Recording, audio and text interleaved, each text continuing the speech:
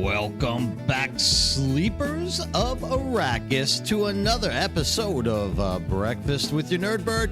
I am, of course, Nerdbird, as we all know, because you see me every time I jump on here.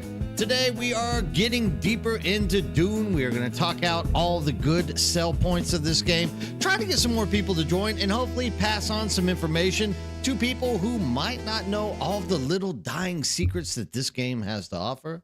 And of course, we have to wait for the game to launch. I personally, one second.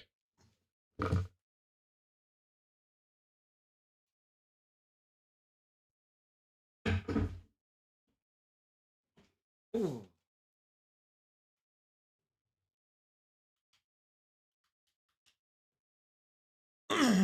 There we go. I learned a trick last night from Khan about making my lighting a little bit more chic. And guess what? We have chicer lighting. Good morning to you, Spaz Tank Witch. What's up, Spaz Tank Witch? How's everything going on your side of the world? Getchos, good morning to you as well. Oh, definitely evening. Definitely evening for me. Driver, don't forget to live is better on Cetus. Okay, yeah, Cetus is the best. Everyone loves Cetus. We all know that. I think my game is frozen, so I'm going to have to restart the thing again. All good here, Spaz. I'm glad to hear that because definitely don't want to hear bad news coming out of the world. Oh, look, we're not frozen. We're all good to go. So let's amp this up and get some more light rolling out here for us to be talking with. So I had a very extremely long day today. The wife was throwing stuff at me left and right. I had to go do dinners. My youngest son graduated from middle school to get into high school, so I had to go to that. I had to take my oldest son to get his passport because we're going to be taking a international journey here coming up at the end of winter. And of course, I had to work. So today was a endless day of nothing but busyness. But we're all done. I am here to play and to talk with all of you guys now, and that's exactly what my whole plans were, and that's what I wanted to do from the exact very beginning. So now we're here, and now it's time for us to jump into the game and have a good night. So first thing that we need to be doing is going back to the Haga Basin because we're going to need to drop off a ornithopter for my man Beast, who I promised I would put it in a box for him like 6 hours ago. And guess what? You know, life throws curveballs at you every once in a while, and that's just the way you got to go with it. Roll with them punches, right? That's what I'm trying to do. Roll with the punches. Let's get that camera a little bit cocked down. Is that going to be, is that too much? That's too much, but we can also do this here. Here we go. Okay, so is everyone doing well? What's going on? Detroit by Dark. This is the first time I've ever seen you talk Detroit by Dark. How's it going, man? Welcome to the chat. I'm sure you've been trolling or watching from the shadows and not talking to me, but I'm glad that you finally said something. How's everything going? Does everyone take a break from Dune after getting eaten? Man, lost a couple of days' work.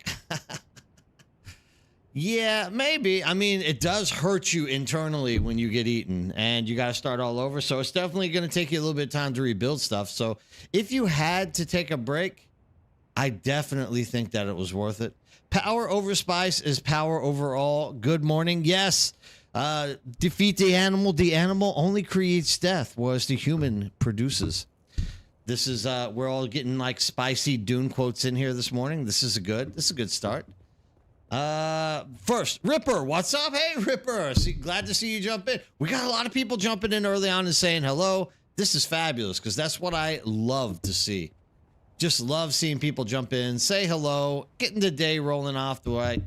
Baron, we need earrings. Okay. Yes. Yakuza, you are going to be testing my Dune knowledge all day long? Must I pull out the ganja bar? I might look old, but I can shove my finger in your neck before you can shout out to the guards. Detroit, we need new machines. Ooh, machines are bad. Don't talk about machines, Detroit. Machines are bad. No thinking machines. I use the thinking machine. I mean, I'm actually playing on a thinking machine, so maybe not too bad. You know, maybe they're a little bit overrated. I guess we didn't like survive a machine apocalypse where the Titans encompass themselves into like big, like crazy, massive machines and try to kill everyone. So this is what I'm saying. Look at this. All right, dude. I'm going to go get this because this kind of upsets me. Every time I fly through this damn desert with my scout ornithopter, I come across like 20 of these goddamn things. The first time, anytime that I'm flying in the carrier, I always find them. We're going to drop this off up here. This is an easy one, though. We can literally just drop, land, and just hop over there and pick up the good stuff out of it. You're trekking, you bird. My server is in a bad way. I know I've been playing on others for a while, but yeah, there's nobody around. When you're saying you're trekking, I'm trekking, you bird. Are you saying that you're gonna play with us on Cetus? What are we talking about here? I'm lost. Obese can wait an extra minute or so. I need irradiated slug.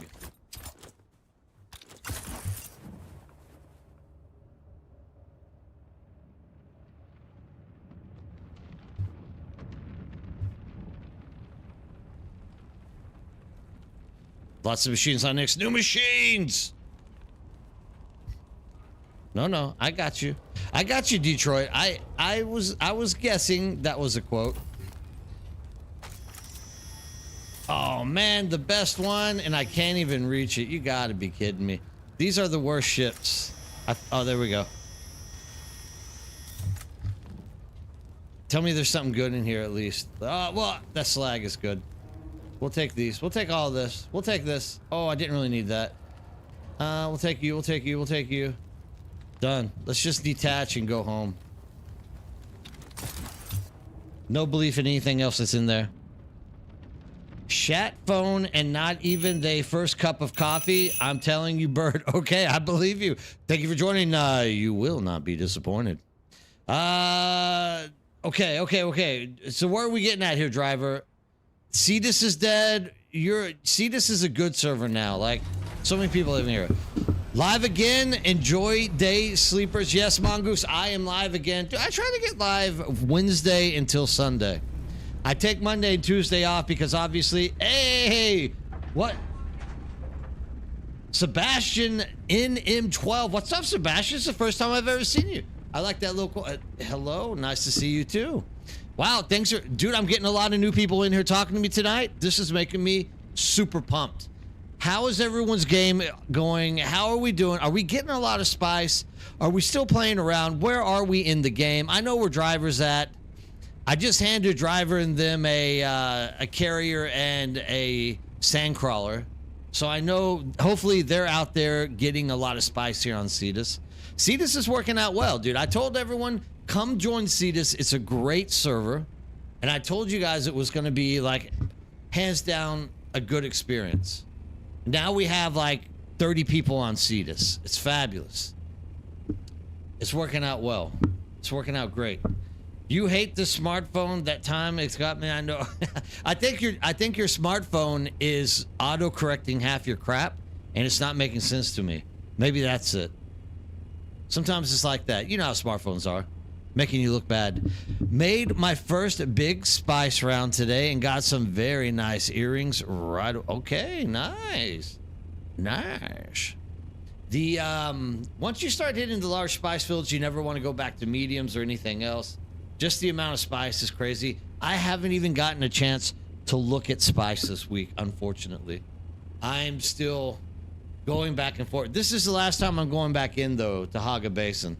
I'm going to drop this titanium off. I'm going to start making myself more plastinium. I'm going to drop the bird off over to my boy, Beast. You got to be kidding me. Look at this. If I'm in a carrier, these things just fall from the sky. It's crazy. I really need the irradiated slag. Oh, God, I hate myself. Dude, I hate myself. Either way, Yakuza, congratulations on that. Damn, I really want that ship.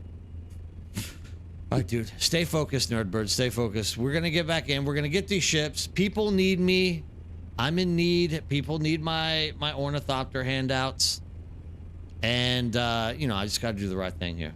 Alaskan, what's up? Yeah, of course it is. Remember last night I flew around for like an entire hour? Never saw one ship. Already 2 of them have almost landed on top of my head. Like literally almost crashed into me. This is Dune. Absolutely ridiculous. If I'm in a scout ornithopter, no way, form, or fashion can I get my hands on a ship. The second I jump into a carrier, you know it. Those bad boys are dropping like the fruits from the gods. Do I already do tutorials on builds?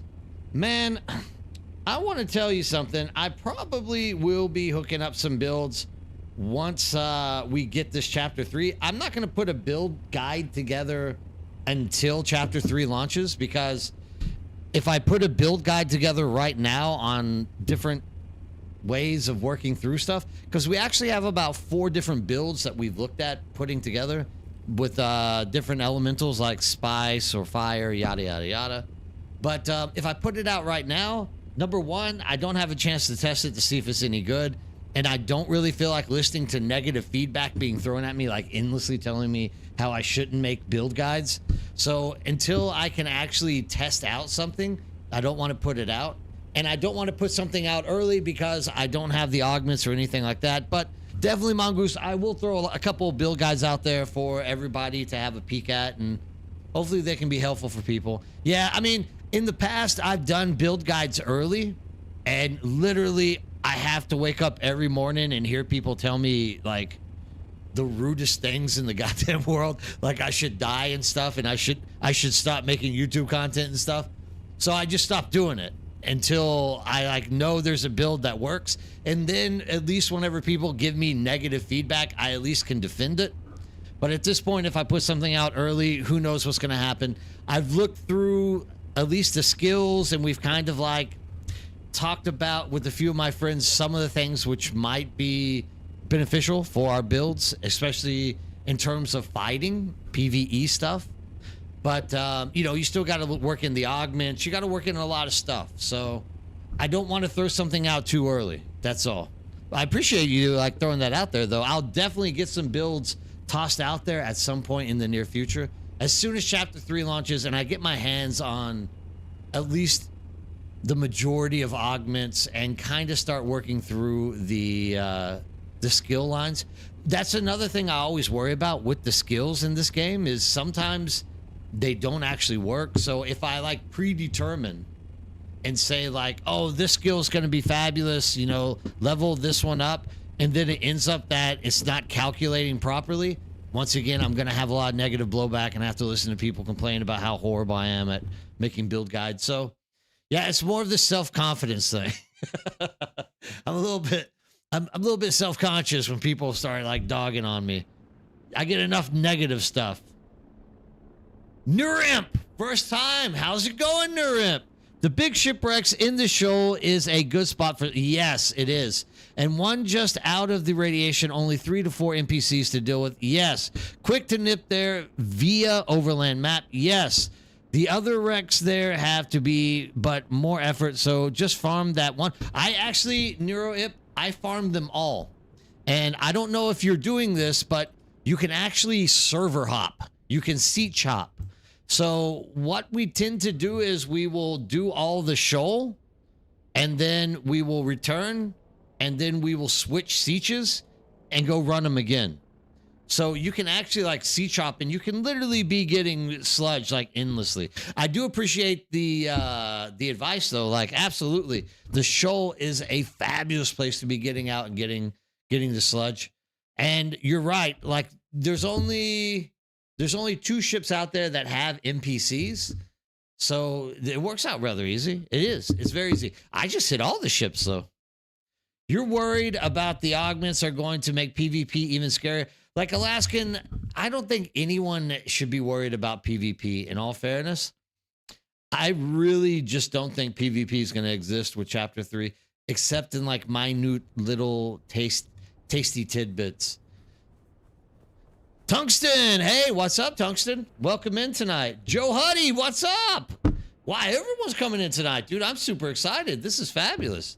You just made the rounds through there 4 sieges last. Yeah, so kind of what Driver just said.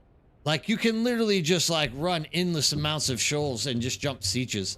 It's a really good way to get a lot of it.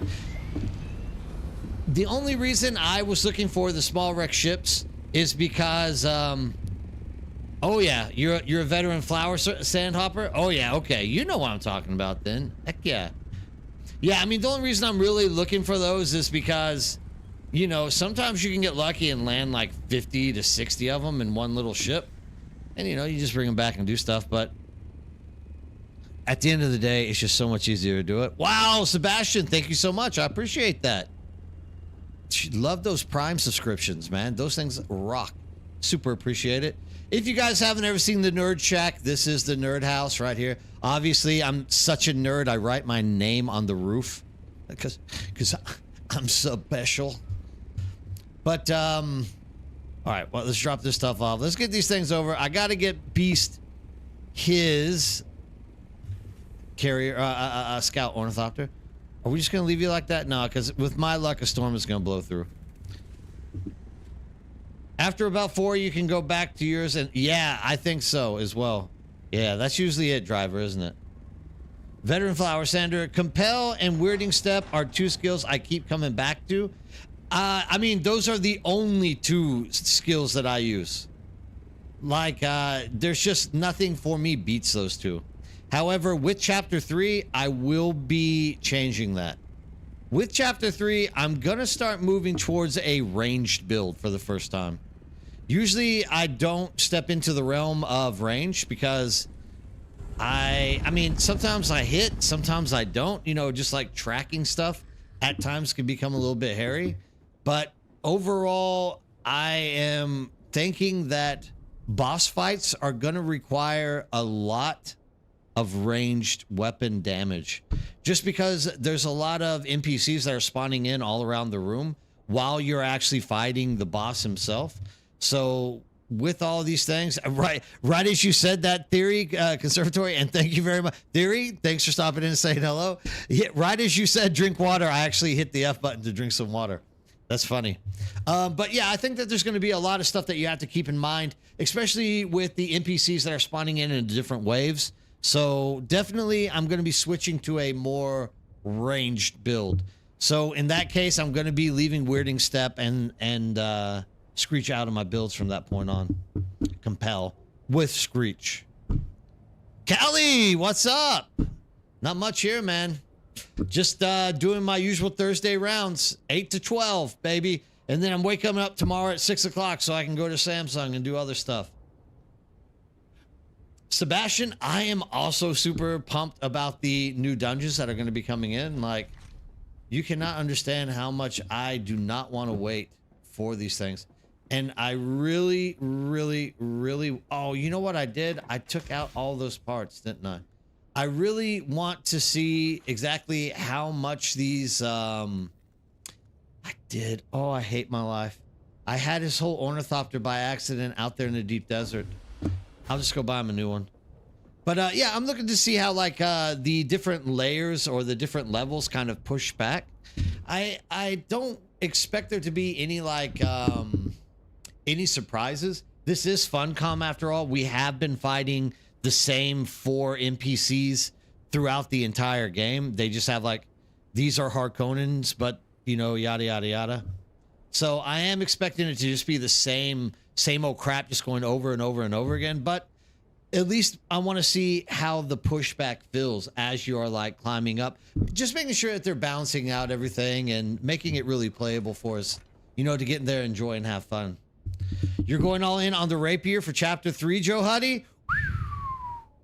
It does look like I've actually used the rapier a little bit. The rapier, it isn't that bad, but the right and left mouse click, I think if you play with it enough, you can get used to it. And like, it's good for moving you out of danger and putting you into danger. That's what I can say. You've obviously used it on the PTC as well, I'm pretty sure.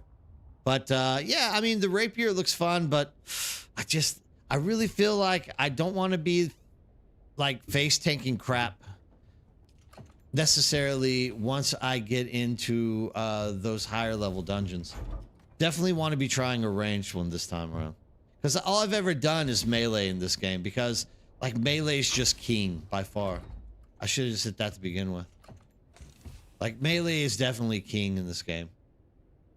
The changes are going to be weird to get mastered again. Yeah, probably. But I mean, look, we have a great community here in the Nerdbird, in the Birdhouse. We have a lot of people that have already registered and joined up in the Discord who are like waiting for any kind of pulse that Funcom produces so that we can actually like jump in there and actually start gaming on the same servers. And I mean, once that happens, I think it's going to be moving really quickly because, you know, there's going to be a large amount of people all trying to get in there, and information is going to get shared. Strategies are going to get put forward. I mean, it's going to be a good time. That's all I can say.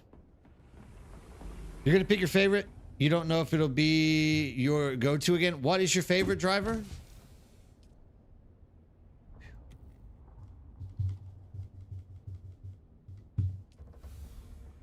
Wait, how did you do your store? Oh, right. Okay.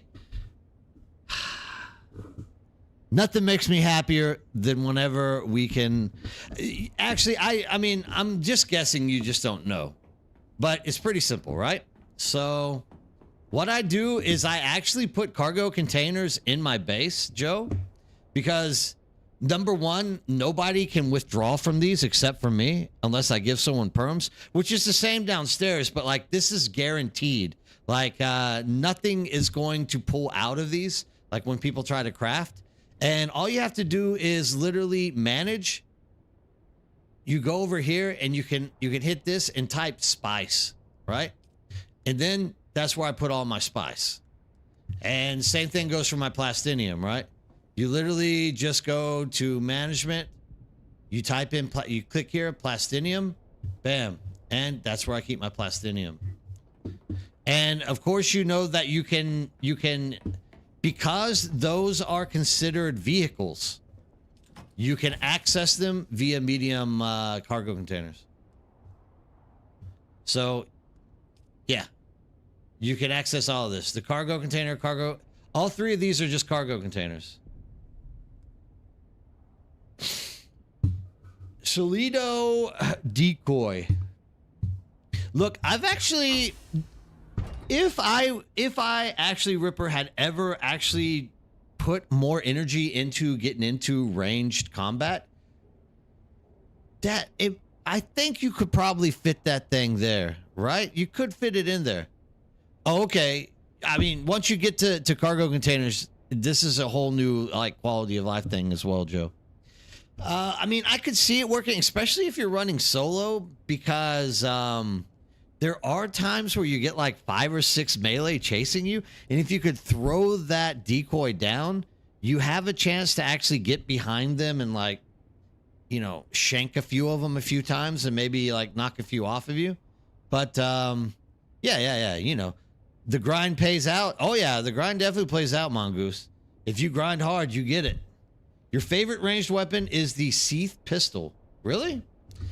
I kind of like the shotguns. What's it called? There's two actually.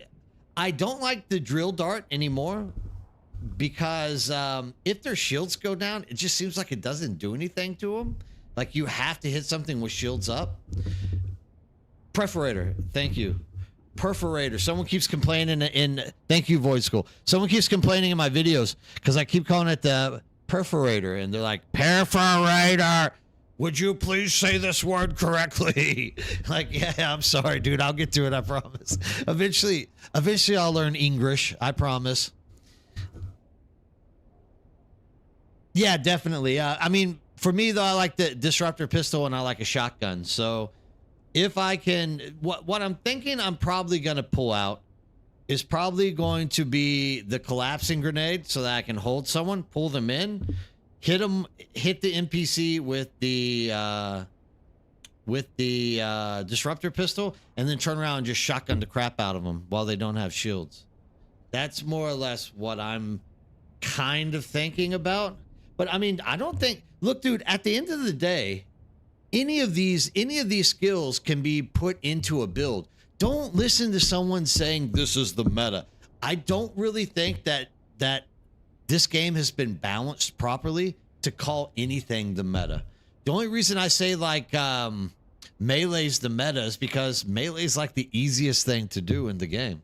You never miss with Melee unless they like slide out of your way or something like that, right? So I personally don't think that Melee is actually the meta. I'm sure that there are some builds out, like my buddy Dippy put one together the other day where he gains more stamina drift. So what is it? It's not Suspenser Blast. So he runs Thrive with Danger, all right? With Thrive with Danger, the lower your health gets, the more the less your stamina costs. So you can start like dodging left and right. And the way he actually plays it, it's actually one of the most ingenious builds I've ever seen. The problem is that if you have to have someone who's like hard engaging you, like someone really wants to come in after you, in which excuse me, I should have got water before stuff started. I just like ran into the office to get stuff going because I promised everyone I'd be in here by 6 and I got in here a little bit late. Anyways, the whole part of his build is if something is like hard engaging him, he throws the trap grenade down. He throws the poison grenade down, stands in it to where his health starts going down. Then he dodges out and he pops a shotgun and just goes to town. And the more his health is going down, the more he can just dodge. I think we counted up to 17 dodges the other day, especially when you start running stuff like power harness and the what are they called? I got them right here. Circuit gauntlets. Once you start running these two, like you can dodge like 19 to 24 times, something like that, depending on how low you feel comfortable with your health getting. So like there is, in my opinion, right now, no true meta. If you can imagine something and just like take time to work through it and make it work, and you know how to run the skill, like you shouldn't have any problem at all making that into a dungeon or even a PvP type build. Although this game, mostly when it comes to PvP, revolves around like running away from people. So like the escape mechanism, say on Dippy's build, it wouldn't work out properly because if you're not being hard engaged, no one's taking damage. So it's like that.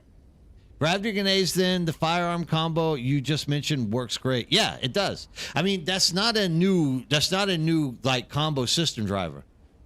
Like that's been kind of the go-to PvP build for a while.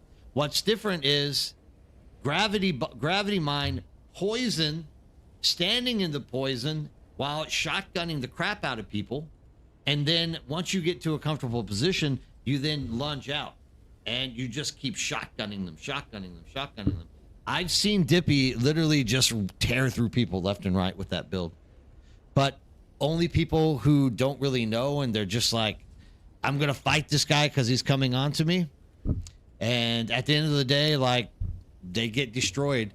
But the smart thing would be, whenever you're fighting Dippy, is to run away. But kind of the meta right now is to like hard engage until you don't think you can win, and then you try to get away.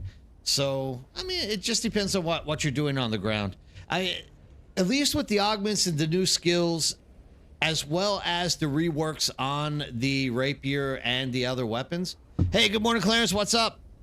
You're going to see a lot of new build ideas coming to fruition, and it's kind of exciting. That's why people keep saying like nothing's really going to happen here, and it's like I think the opposite. I really think there's going to be a lot of creativity coming out of the ability now to augment your weapons work out the new skill lines or the new skill bonuses that you're getting, as well as now applying all that to your armor as well as your weapons, I think there's going to be a lot of shifts. Because once again, you don't always have to run like the same stuff as everyone else. Nilfheim, what's up, dude? Hey, good morning. Everyone's stopping in, dude. I'm so happy to see everyone. Everyone's coming in quickly today. Made it worth my time. My wife was actually telling me, bring your ass back home and sleep, because she thought that I was going to have a car accident, because I'm actually, like, I'm really tired right now. Literally, all I've been doing is being a driver all day long. But, no, I mean, as it works out, I'm starting to get the energy. Now I'm seeing people jump in, say hello. A lot of new people jumping in, saying hello. Dude, it's great. Crafting away. I'm looking forward to the overmap changes. Heck yeah, Clarence Austin. Those new overlap, that's what we were just basically talking about, yeah. I mean, the Chapter 3 changes are gonna be absolutely phenomenal, dude. Like, I just can't even come to grips with how great it's gonna be. However, whose is this? Kitty cat. Kitty cat. I can enter it, right? Let's see what the mods on these are.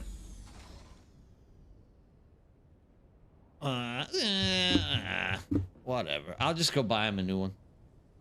So Nilfheim, today's your day off and you are avoiding housework. That you sound like me on a daily basis, my friend.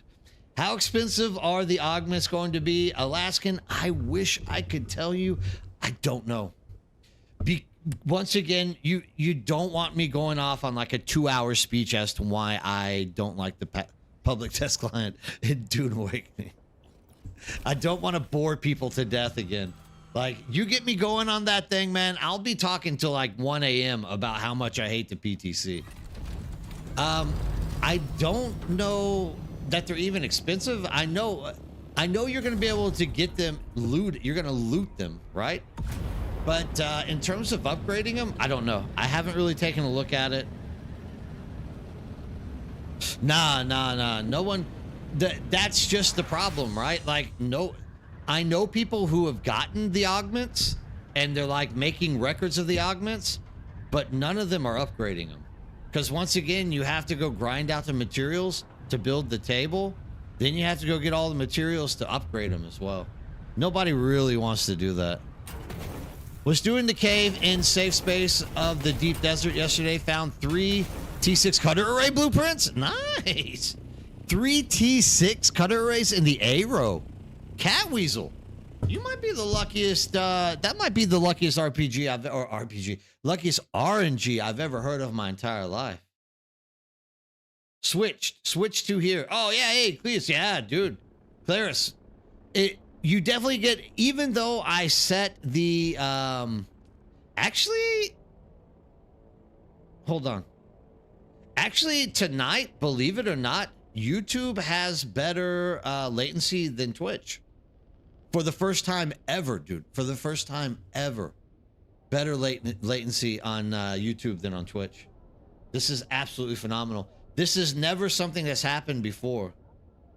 Always YouTube is like 30 seconds behind Twitch, but tonight for some reason it's about a half a second faster than Twitch.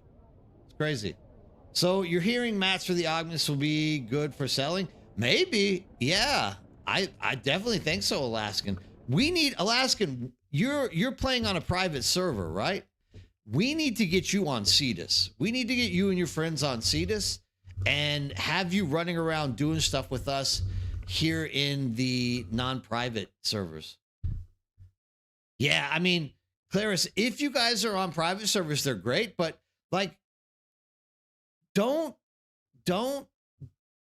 Oh, you're on. For some reason, I thought you were on a private. I got you mixed up with someone else. If you are on a private server, there's nothing wrong with being in it and stuff like that, but I think this game is not going to be it's not going to be like Ark or the other games where, you know, you're just really dominating and it gets really boring to play on a public server. Not only that, but if you look for a community that will kind of try to work together. Now, it's going to backfire in sometimes. Don't get me wrong. Like, there are going to be people out there that are going to be hunting us, and there's going to be other stuff happening. Maybe some people get upset, yada yada. It's impossible to keep everyone happy. But you always have me. You always have the immediate people around me that like to play with me. And I mean, you might as well come and at least open up an account on Cetus and try to run around on the public server as well, especially in terms of what Alaskan is talking about, because we are literally talking about opportunities to make money on the market. And I definitely can see that obviously all of those new crafting materials are going to be a hot item to be sold, at least for like the first month or so. I definitely would say those are going to be like the hottest things to get your hands on, for sure. Goombomb! Hey, Goombomb! I saw you in Discord today. It was awesome. It was good to see you in there. What's up?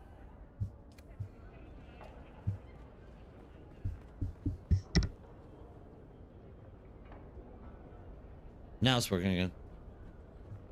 But still, Catwiz, I can't believe you got that lucky. Luzo Scout, first time ever. Luzo Scout, how's it going? Come say hi. How's it going? So there's definitely a guild in the Arrakis server that is a PETA for everybody, but the rest of the server has been a cool community.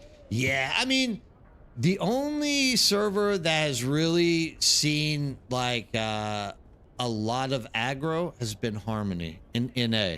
I don't know about EU. But at least for NA, like, all the aggro is really coming out of Harmony. 100%. So, I've heard very good things about Arrakis. I mean, we have to wait and see how the server mergers and stuff are going to go. But, I mean, I would much rather avoid jumping into, like, a very hardcore PvP server, if possible. But once again, we'll all vote on it. It's like, it's not up to me. We have the community. We have everybody that's in there looking for the community to play with. So depending on what everyone looks forward to and votes on is the way that we're going to go, obviously. Yeah, we're going to have to figure something out. We're going to have to find something out, Luso Scout. We're going to have to. Yeah, Ferrex, that's kind of what I'm thinking as well. Like, there's no reason to, like, rush unless, like, Funcom says, you must move out into a server today. Like, as long as we have time, I'm literally thinking I will, like, kind of push. Okay, let me just start this conversation again because I hit the wrong one. You have some business with House Wallach or me. Am I talking to the wrong person? Yes, I am. They're over here.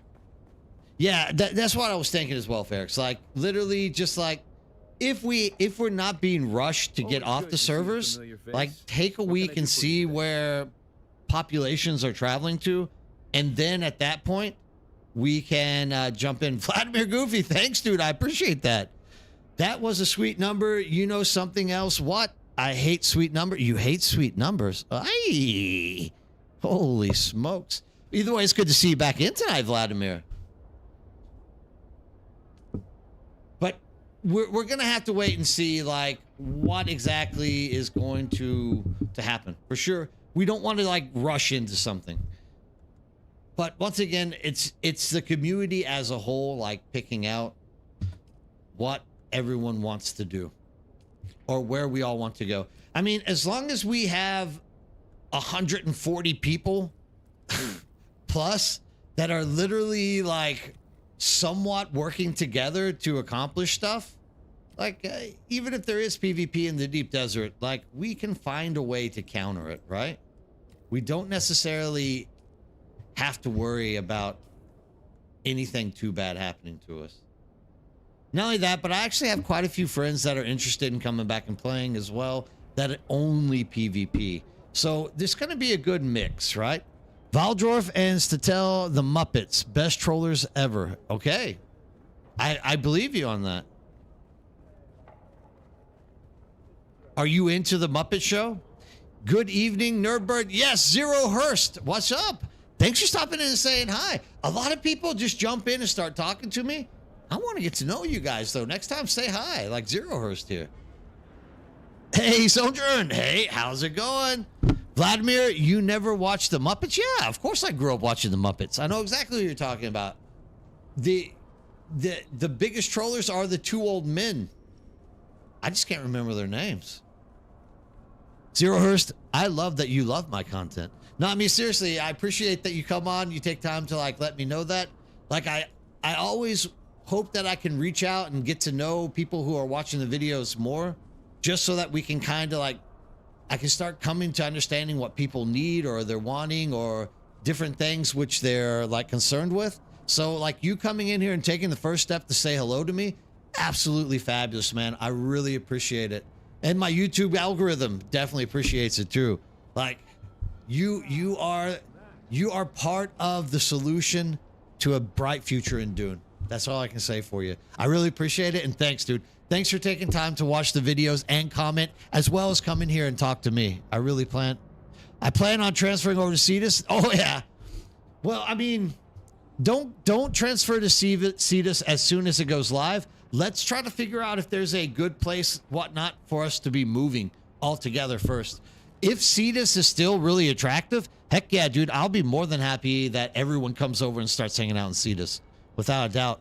So right now, your goal is to get Funcom to address the fact that anyone can deploy a vehicle in your base, Fief, with a partially built vehicle that perma physics locks to your base. Luso Scout, I didn't even know you could do that. I mean, technically, they shouldn't be able to get through your shield or through your door. So do you just have like an open space that they've like built a vehicle and left it there on top of your base or whatnot?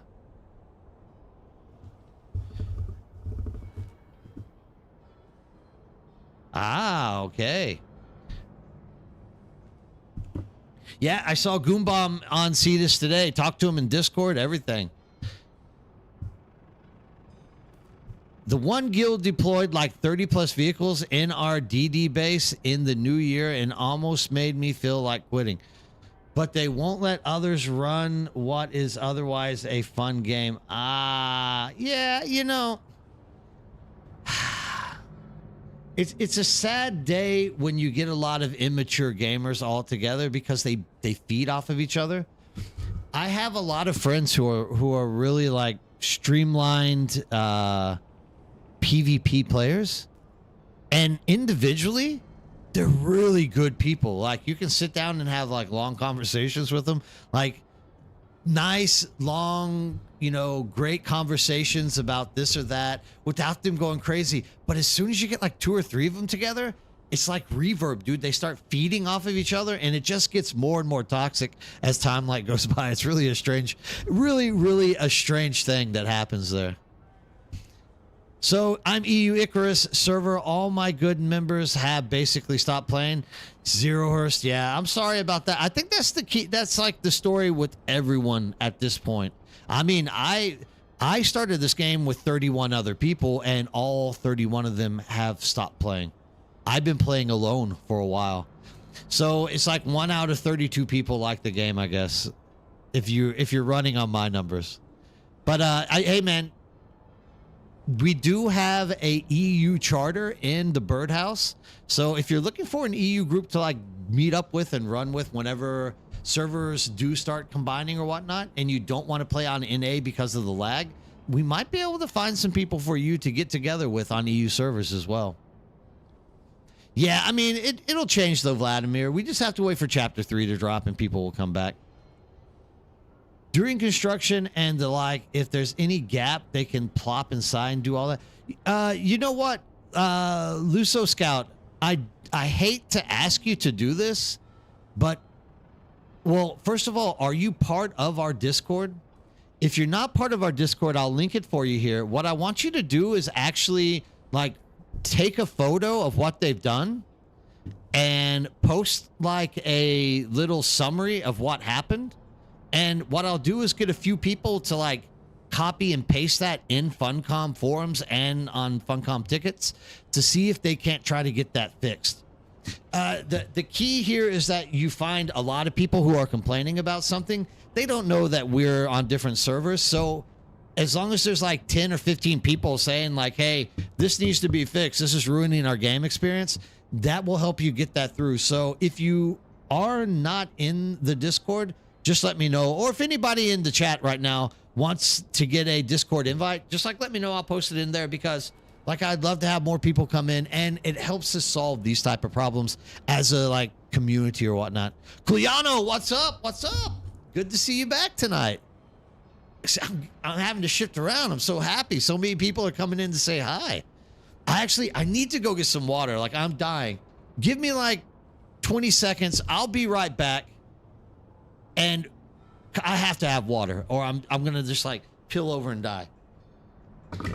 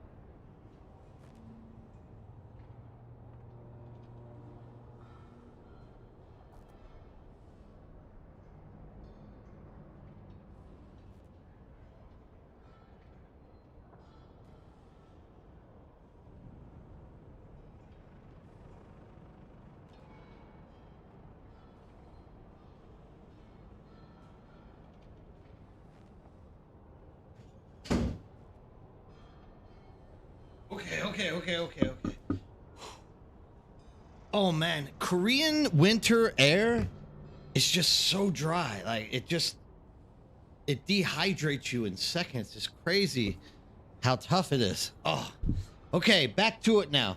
Just to say hello and going back to work. Okay, Cuyano, but thanks for stopping in. I hope to see you a little bit later, maybe during work or whatnot. Yeah, Reaper, I gotta hydrate. Like, all I've been doing is running around all day long and just like rolling around in my head like what I'm gonna do whenever I can actually get into live stream with you guys tonight.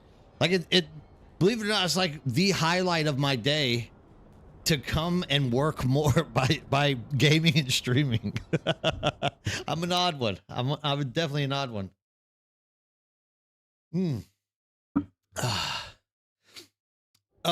So Luso Scott, what I'm asking is, are you part of our Discord? Here, I'll just link it just in case.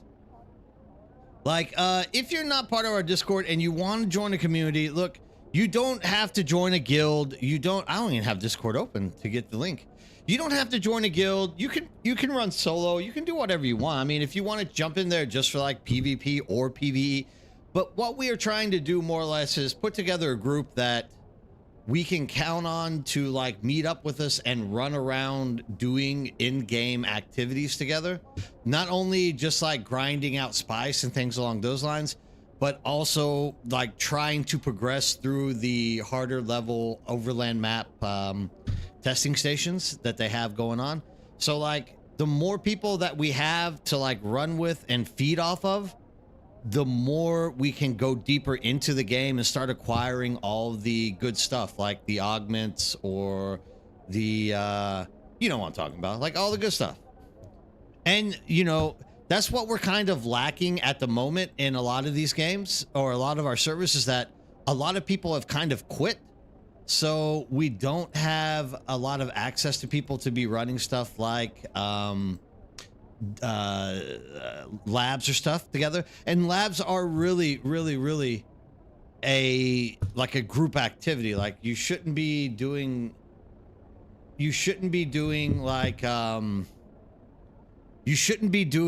labs solo. Like you should have a group together to run them. So like this is kind of what we're trying to put together, is a guaranteed group of people that we can rely on to get out and do this. Okay, you know, I'm like spreading the message too much, but you get what I'm saying. So I mean, we're good.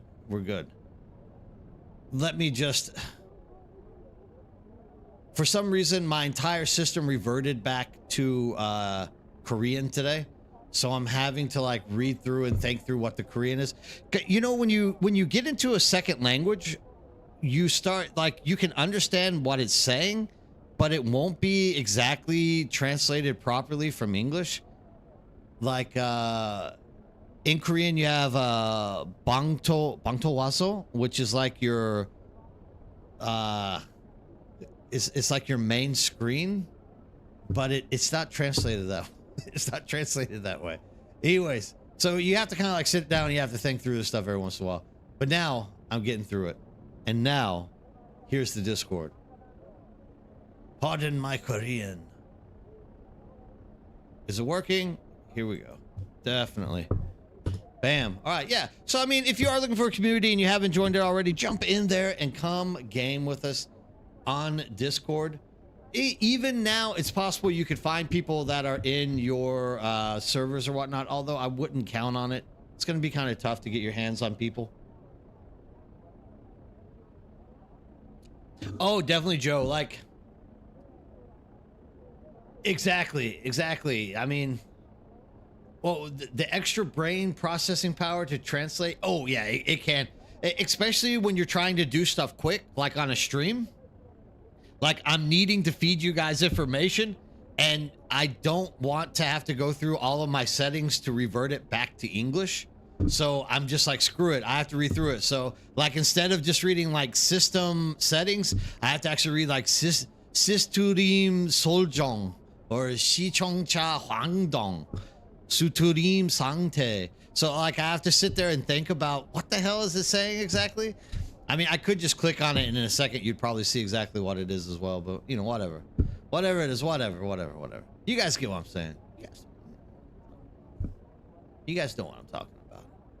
All right, we're down overland map. But, yeah, I mean, Joe, seriously, like, I plan on running labs non-stop, dude. As that's the reason why I've spent so much time out there in the past, like, 2 months. Just like grinding as much spice and plastinium as I can get my hands on. It's because whenever chapter 3 launches, I literally just want to run overland maps for like 2 months straight. I want to get to level 5 or whatever the highest level is they give us on every single one of those bad boys and just start accumulating all the different stuff that's dropping from it. Oh, it'll be super nice that way. Well, I'm not running spice because I have like 1,000 things else to do tonight. So I'm going to. My plan was to run spice tonight, Alaskan. Actually, literally, it's my plan. Just like in the past week, something like 20 or 30 people have joined CETA server. So over like the last week, I've had to go and buy like multiple scout ornithopters to hand out to new people jumping in there because I'm like, hey, if you come to see this, I'll help you. And so everyone now is coming to see this. So I can't go back on my word. Obviously, I have to jump in and I have to help. Oh, after chapter 3 drops, I got you, Alaska. Dude, thank you for setting that straight. Like my brain is off in like Never Neverland all the time. You know how it is when I'm trying to process the stuff. I mean, it's possible to get out there and do it, but I mean, number one, if there is a large population increase when chapter 3 launches, the only place to PvP is going to be out there. There's going to be a lot of ganking going on. That's kind of number one why I don't feel like doing it. And okay, here's the counter to that, right? People are like, so what if there's ganking, dude? You can put together friends and you can start like fighting back. Well, here's the problem. You fight back, but you don't get any spice. You don't get any plastinium because all you're really doing is fighting people like nonstop, right? You know what I mean? So like, this is where we're going. So it's like, once chapter 3 drops, if there is a rise in the PvP numbers, all that means is that nobody's going to be getting materials. because all we're going to be doing is like endlessly fighting each other to try to push each other off the map in a way. So, and then that will last for a while till people get tired of it. But I mean, you do that for like a week or two, and then all of a sudden you've lost like 2 weeks where you could have just been running overland maps and doing other stuff that's fun. Which is why I've been stockpiling stuff now. Exactly. So I mean, I've played enough MMOs, and I know we're not supposed to classify Dune as an MMO according to Joel, whatever. But I played enough of them where I've learned that anybody who like has forward vision on a game, and they're like, this game might get shitty reviews now and might not be very fun for a lot of people, but I can see that there's a solid foundation and that eventually people are going to come back. Those are the people who end up being like so rich at the whenever people come back. Like you can't even imagine. You don't have to do anything. You can do whatever you want. So that's why I've been doing it. I've been just stockpiling endlessly, just in anticipation that whenever the game does finally launch something that's great, it's going to mean that I can now just have fun. It's kind of what I want to do.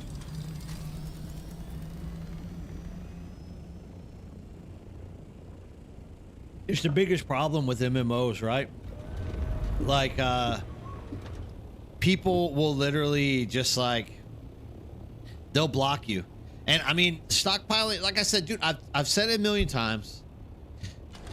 And you're never going to have an easier time than like right now to stockpile and get rich. Worst case scenario, chapter 3 sucks and no one wants to come back and play anymore. Best scenario, 40,000 people come back, start playing, and then all of a sudden you're like super rich. So, I mean, you don't lose anything. And it's not like I haven't enjoyed. I love spicing. You guys all know that. You sit here and watch me get eaten all the time. I love spicing up stuff. I think this is his place. Let me see.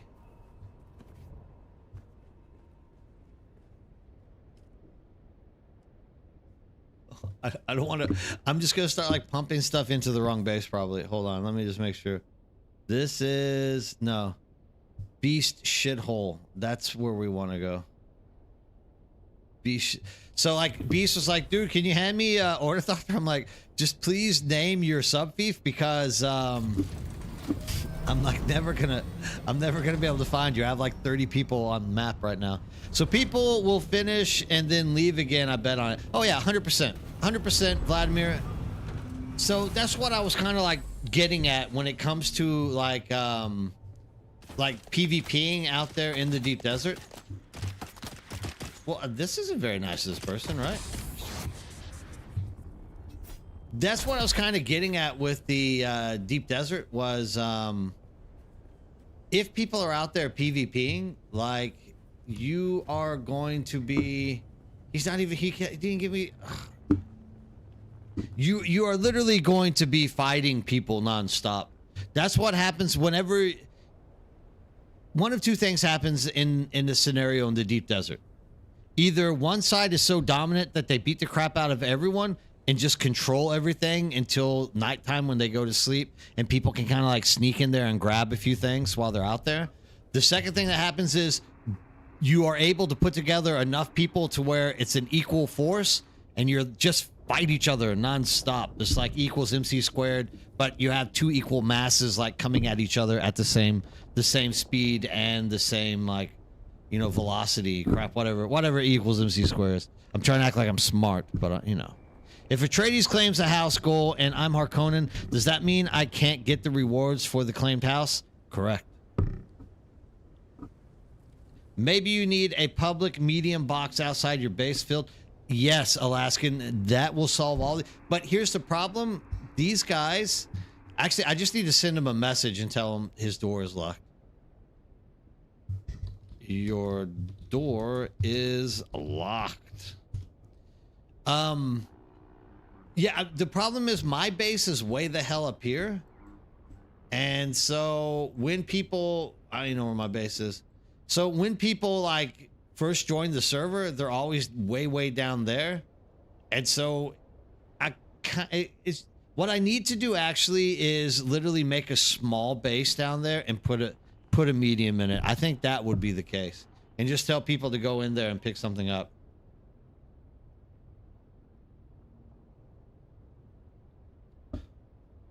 Okay, so if you achieved your personal contribution points before it got captured, yes, you still get your stuff. But if they have captured it, you can no longer put personal contribution points to it. That's what I was thinking when you asked that question. But Driver has a good point. Like, if you have done stuff, like if you have put the 14,000 whatever contribution points you needed to like get the rewards, you will get them from Landsrad. You just, if it's already been conquered, like if I've claimed it, then there's no rewards for you to get at that point. So then you basically can do it. Give you perms, laughing out loud. You want an iron tier base, Nerdbird? Do I want one? I mean, not really. I don't want to take up a land claim, but I mean, if I have to do this, I will. I don't mind flying and giving you guys these Thopters. And the other option is I just leave these things with Mature or Driver or whoever is like on during NA times, and they can like, I can tell people to like ping them. But you know, it's not that big of a deal for me to get into it. You have an old one you can have around the Ironworks area. Oh, okay, yeah, Goombomb. Yeah, I might jump onto that. Like right now, I want to get into the deep desert. It's already what, like 9 o'clock, so I don't want to spend too much time like just handing out crap and trying to figure out how to do logistics for people who are joining the server. Because I can also just put this in a box and tell them to come get it from my base if they really want it. But I mean, because it's not, you can take a bike up to where I'm at, and then once you have your ornithopter, you're good to go. We'll see. Beast will probably jump on a little bit later and do it. Here's my second Beast Coastal Farmer. What's up? Good to see you back into chat. Do you have a Haga Basin base still? I think, yeah. Of course, not in Haga Basin. Well, in the Siege. But mine is way up north, where I'm about to jump into.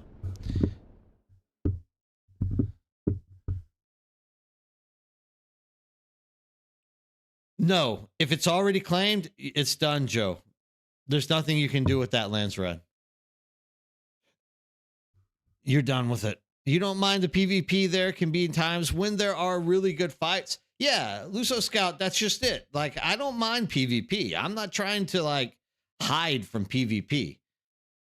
You're very welcome, Joe. All I'm trying to say is the newest content is Overland Map Dungeons. That's what I want to do, because that is the new content, right? PvP fighting over large spice fields is old content. So I want to be doing the new content. Beast, it depends. I process all my spice and stravinium in the deep desert. I bring back all of the titanium. Plastinium is a little bit too thick on water production. It takes a lot of water to make plastinium, so I don't like making it out in the deep desert. I like making the spice and the stravinium because it takes less water to do, and then that like compacts the amount of weight that you have to bring back as well. That's what I keep saying, Driver. You're not understanding. He says he put 1,000 points into it, but then the other side has claimed it. So he wants to know, is it possible for me to like go push spice on the house to get the rest of the points? I don't think you can. I think once that has been claimed, there's no more. I mean, maybe there's more personal contribution, maybe, but I don't think so. I thought that it closed it off.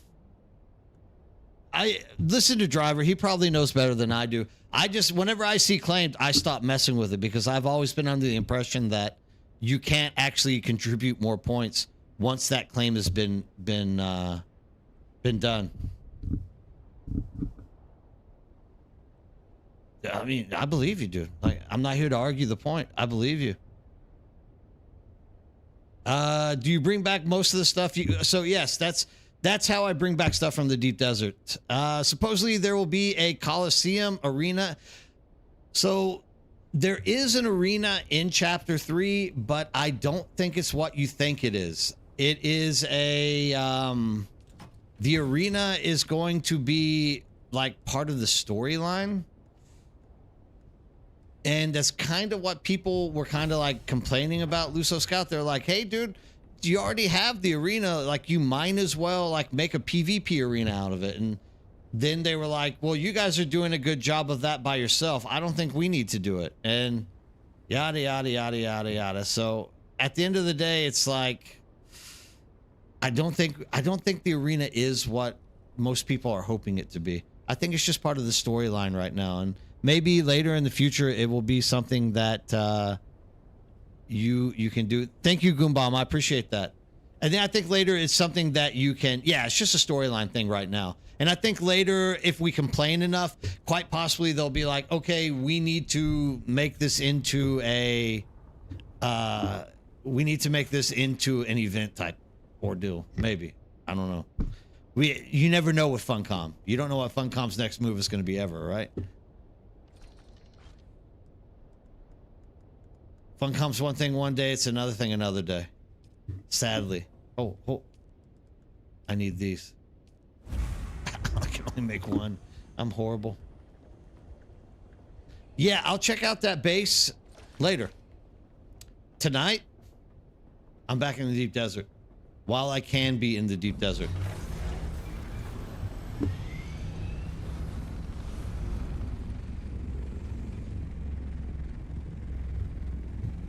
Yeah, I mean, there's a lot of like really cool things that they put in that are story based that definitely could be that definitely could turn into like better content in the future. We'll have to wait and see though. Like the arena, there's a lot of people who are talking about arena and saying, we want this arena to be PvP, and then they're like, nah, you guys are making your own PvP arenas. We don't want to take that away from you. It's like, no, we're asking you to, goddammit, make us a PvP arena, would you please? That's it, Ferrex. Right, like you're hitting the nail on the head.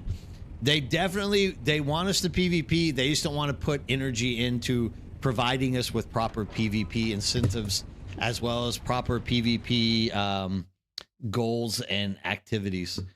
They just want us to gank each other, basically, is what they want us to do. And I mean, now they're taking control points out for the time being until they fix them up, which Beast kind of like popped out and figured that one out last night. Thanks to him like Beast has a great eye for those little details. So glad that he comes in here and chats with us every so often. Almost like every day, actually.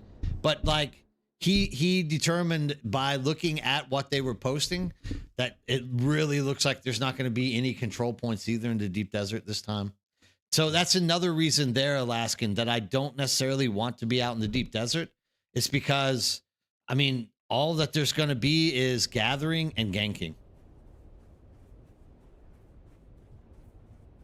And gathering and ganking, for what it's worth, you know, it's content, but it's not the kind of content I necessarily feel like getting into. I don't get my thrills off of like ganking people over and over again and then like talking trash to them in chat. Probably because I'm not good enough, dude. I'll just admit it. I'm probably not that good. But I mean, overall, it's just not my personality either. Like, I don't want people to have bad times. They're going to be making the whole DDD except for a Aero PvP again too. Yeah, that's what they say, Luso Scout, but we'll have to wait and see. We're going to have to wait and see what they're actually going to do. And I don't think that's coming necessarily right with Chapter 3. Maybe that will come a little bit after. Once again, I don't know. Like, this is all Funcom stuff. I don't work at Funcom.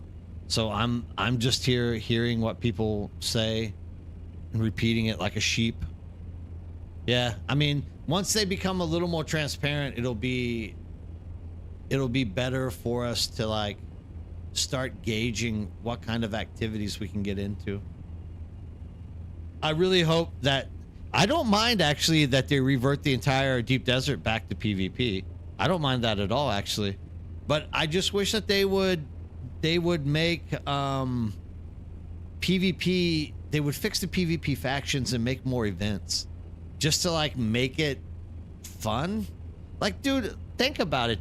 If you've ever played Once Human, and I'm not trying to compare Once Human to this game, but I'm just trying to compare like the marketing model. Like Once Human, you can play on a PvE server that has PvP. All of the PvP is more or less like, you know, goal orientated. It's all event orientated. Like there's a reason for you to like go and participate in those events, right? And I just think that's what makes PvP fun for a lot of people who aren't really inclined to do it. Like if you're just a person who likes to build or whatnot, but then there's an event that you can go with your friends to like complete and do stuff with. In my opinion, that's like a much better model than say, hey, just go out and gank. Like everything's PvP. It's just not a very good opinion. Not a very good model. Unless you're playing like Rust, but we're not playing Rust. This isn't Rust. This game isn't Rust. This game is half PvE, half PvP. Well, I mean, I guess if you measure the maps, technically it's a lot different than that, right? What do I do if the sandstorm hits me while I'm flying like this? Dude, it has hit me multiple times, Beast Coast. I usually just kind of like land. The best thing is whatever is attached to your carrier ornithopter won't take any damage. Just your carrier ornithopter does. And at the end of the day, it ends up being like 10 to 15% damage on your wings. Like it'll break them. But like once you get out there and you repair them, it only comes out to like 10 or 15% damage to your wings. So it doesn't do that much. But I mean, those storms suck. Like I've been caught like 2 or 3 times trying to land at the base, and like I literally made it to the base. That storm just hit as I got to the base, and you can't even see where to like land to get into the base. Your ornithopter just gets destroyed. Then you gotta get out and fix it. Kind of sucks. 45 minutes left to work, then time to be homeless again. Homeless? Do you need a place to stay? Culiano, don't say homeless. Or you mean homebound again? I think homebound. Whew. I don't want no one being homeless.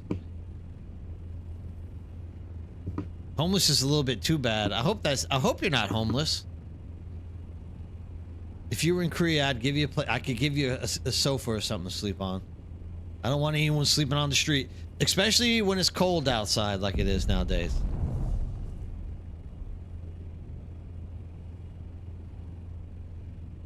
You built a 9x9 base, messed around with Solido Replicator. What a nightmare. You used a horizontal pin shield. It needs more clearance. What's your experience? I hate the Solido Replicator. That's my experience. So some people use it like religiously out here in the deep desert. We have not been able to use it at all because every week the island changes shape. So if you build one, okay, granted, you could probably build smart and like have like maybe 4 foundations like coming up a little bit and build off of that. But like more or less like every single week the island changes shape. So a Solido Replicator it doesn't make much sense to me. Unless you're building on the A column on flat ground, then the Solido Replicator I think works pretty well. But like this dude, this island never is the same. Well, I mean, I can't say that. There's like once every like 8 weeks or so you'll get the same island because they only have a certain amount of islands, right? But I mean, Solido Replicator's garbage for deep desert. That's all. That's my opinion on it. And actually, I don't like the base backup tool either. It has a new name. Someone was telling me it last night. They're saying, you're saying it wrong. It's no longer base backup tool. It's like base replication tool or something now. Oh yeah, getting too many rockets there, Ripper. I've been hit head on with some rockets a few times as well. Am I afraid with the potential to move your main base in the future server merger? Yes, but no, because my plan is once I hear what the actual plans are for server merging, I'm literally just going to find a very flat area. I'm going to build a box. I'm going to move all of my medium boxes into that box. And then I'm going to take everything apart and put them into a box.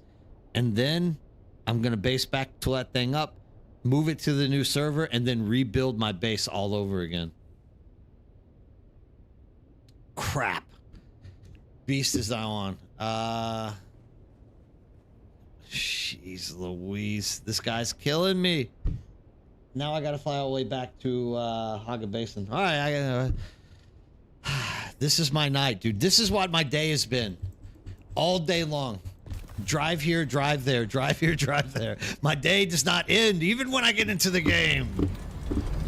Okay, I gotta do it, though. Like, he did give me an Orny on the OCE, so I gotta be nice. I gotta hook him up.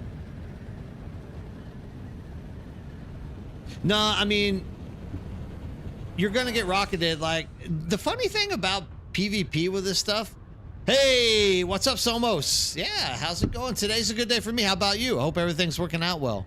Yeah, Clarence, like, you gotta, don't try to build something gigantic or whatnot. Like, you have to, the more simple it is, the easier it's going to be for you to find a way to, like, put that up on whatever new server that you go to. And trust me, I've already lost a base to the base backup tool. It was my fault. Once again, I don't blame Funcom. I fully am the person who, like, pushed the button, but literally the delete blueprint from gun as well as the replace into original position is the same button, and I just was dumb with it. I lost a lot of progress by doing that.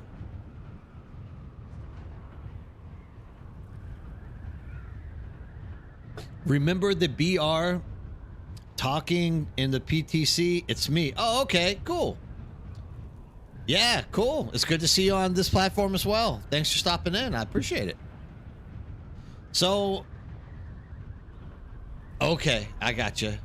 Yeah, well, actually, I've lost two bases in that case. I had one get recycled because I went to make content on Duck Off and Fellowship for like a month. My base got eaten up, but it didn't take long to rebuild them.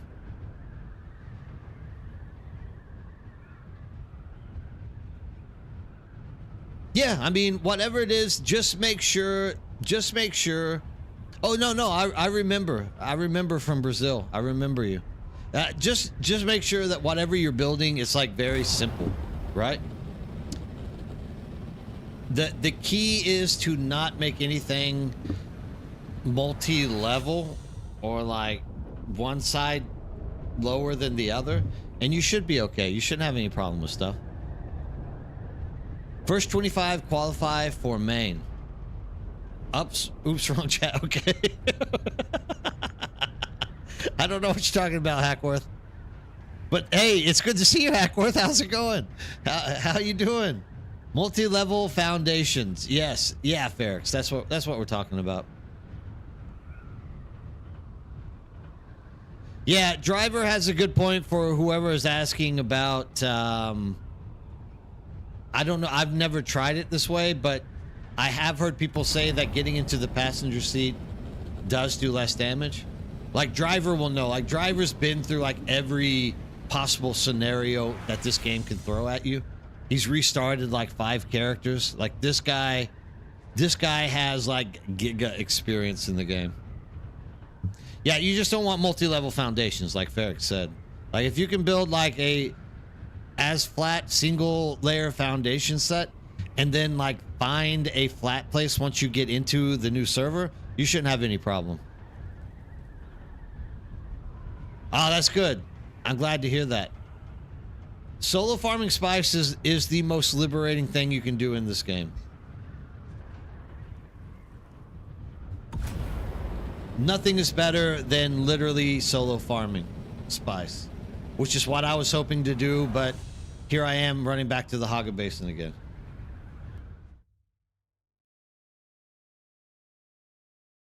Enosa Jason. I'm probably saying your name wrong, but hey, dude, what's up? First time I've ever seen you in chat, so it's awesome. How's it going? Yeah, I mean, no problem. Like, dude, I'm so glad that you're actually getting out there doing solo spicing. Like, almost every day I stream, I have a new person come in and they're like, dude, today I did my first large spice field, and I'm like, oh, I'm just always so like pumped and excited about it, because there's like nothing more grand or more like liberating than knowing you can take care of yourself with as much spice as you want now.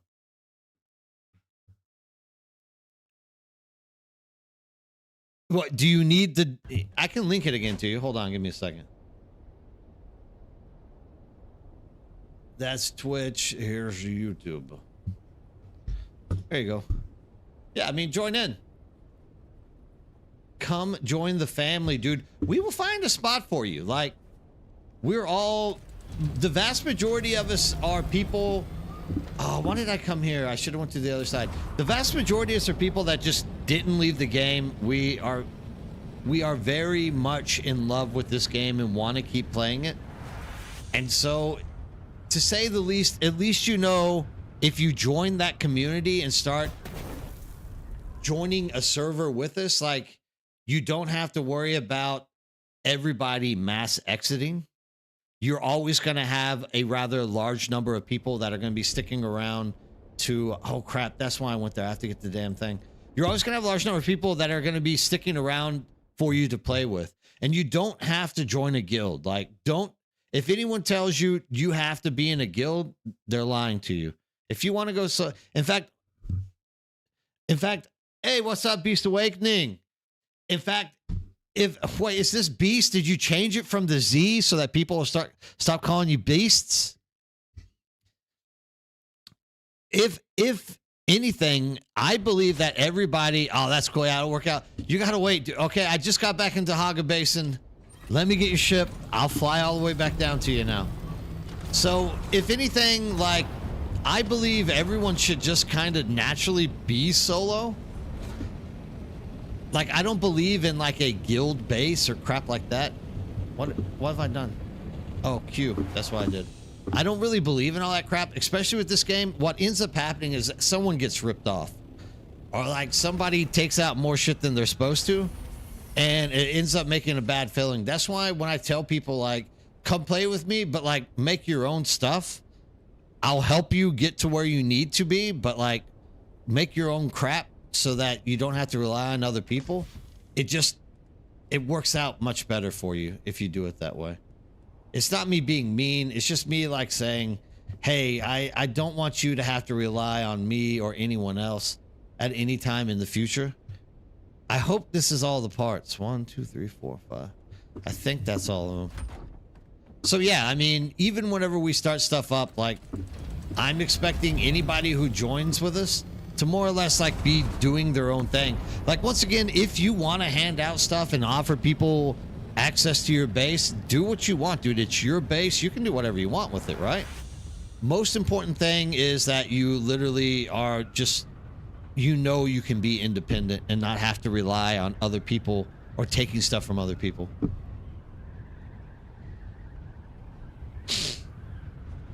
Yeah, well, the thing with the Scouse, Luso, is the Assault Ornithopter never actually, like,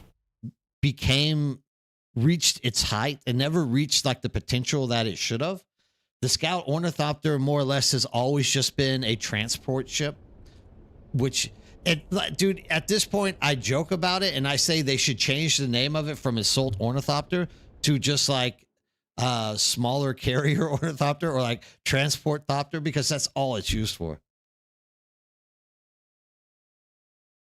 Oh yeah, no problem. That's what I'm doing right now, Beast.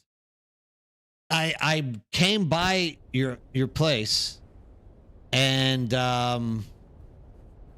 I have an extra welder? I don't have an extra welder. I came by your place earlier, but the door's locked, so I flew all the way back out to the deep desert, and then you jumped in. You're like, I'm here now. It's like, shit. Okay, I'll come back in. Give me a second. Yeah. No, I was there earlier. You have me on the fief, but I don't have access to the door.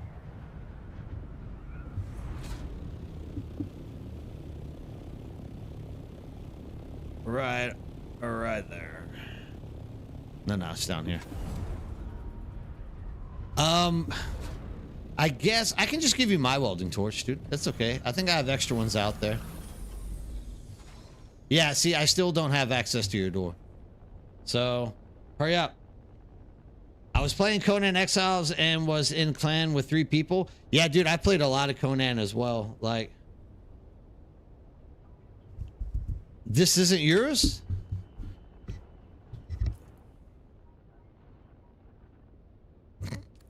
That explains why I don't have access to it.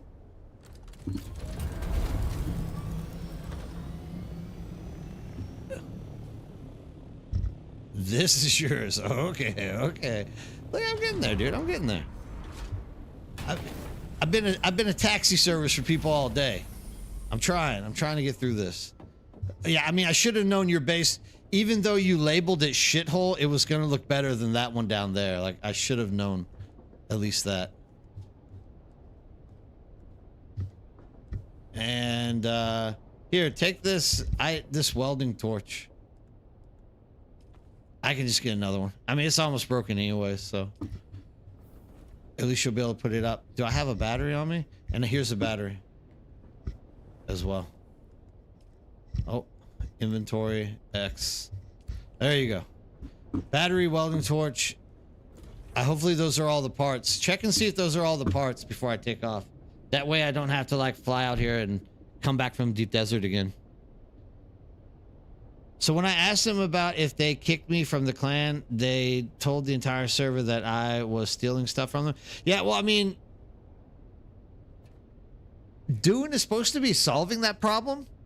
They're supposed to be able to have like a,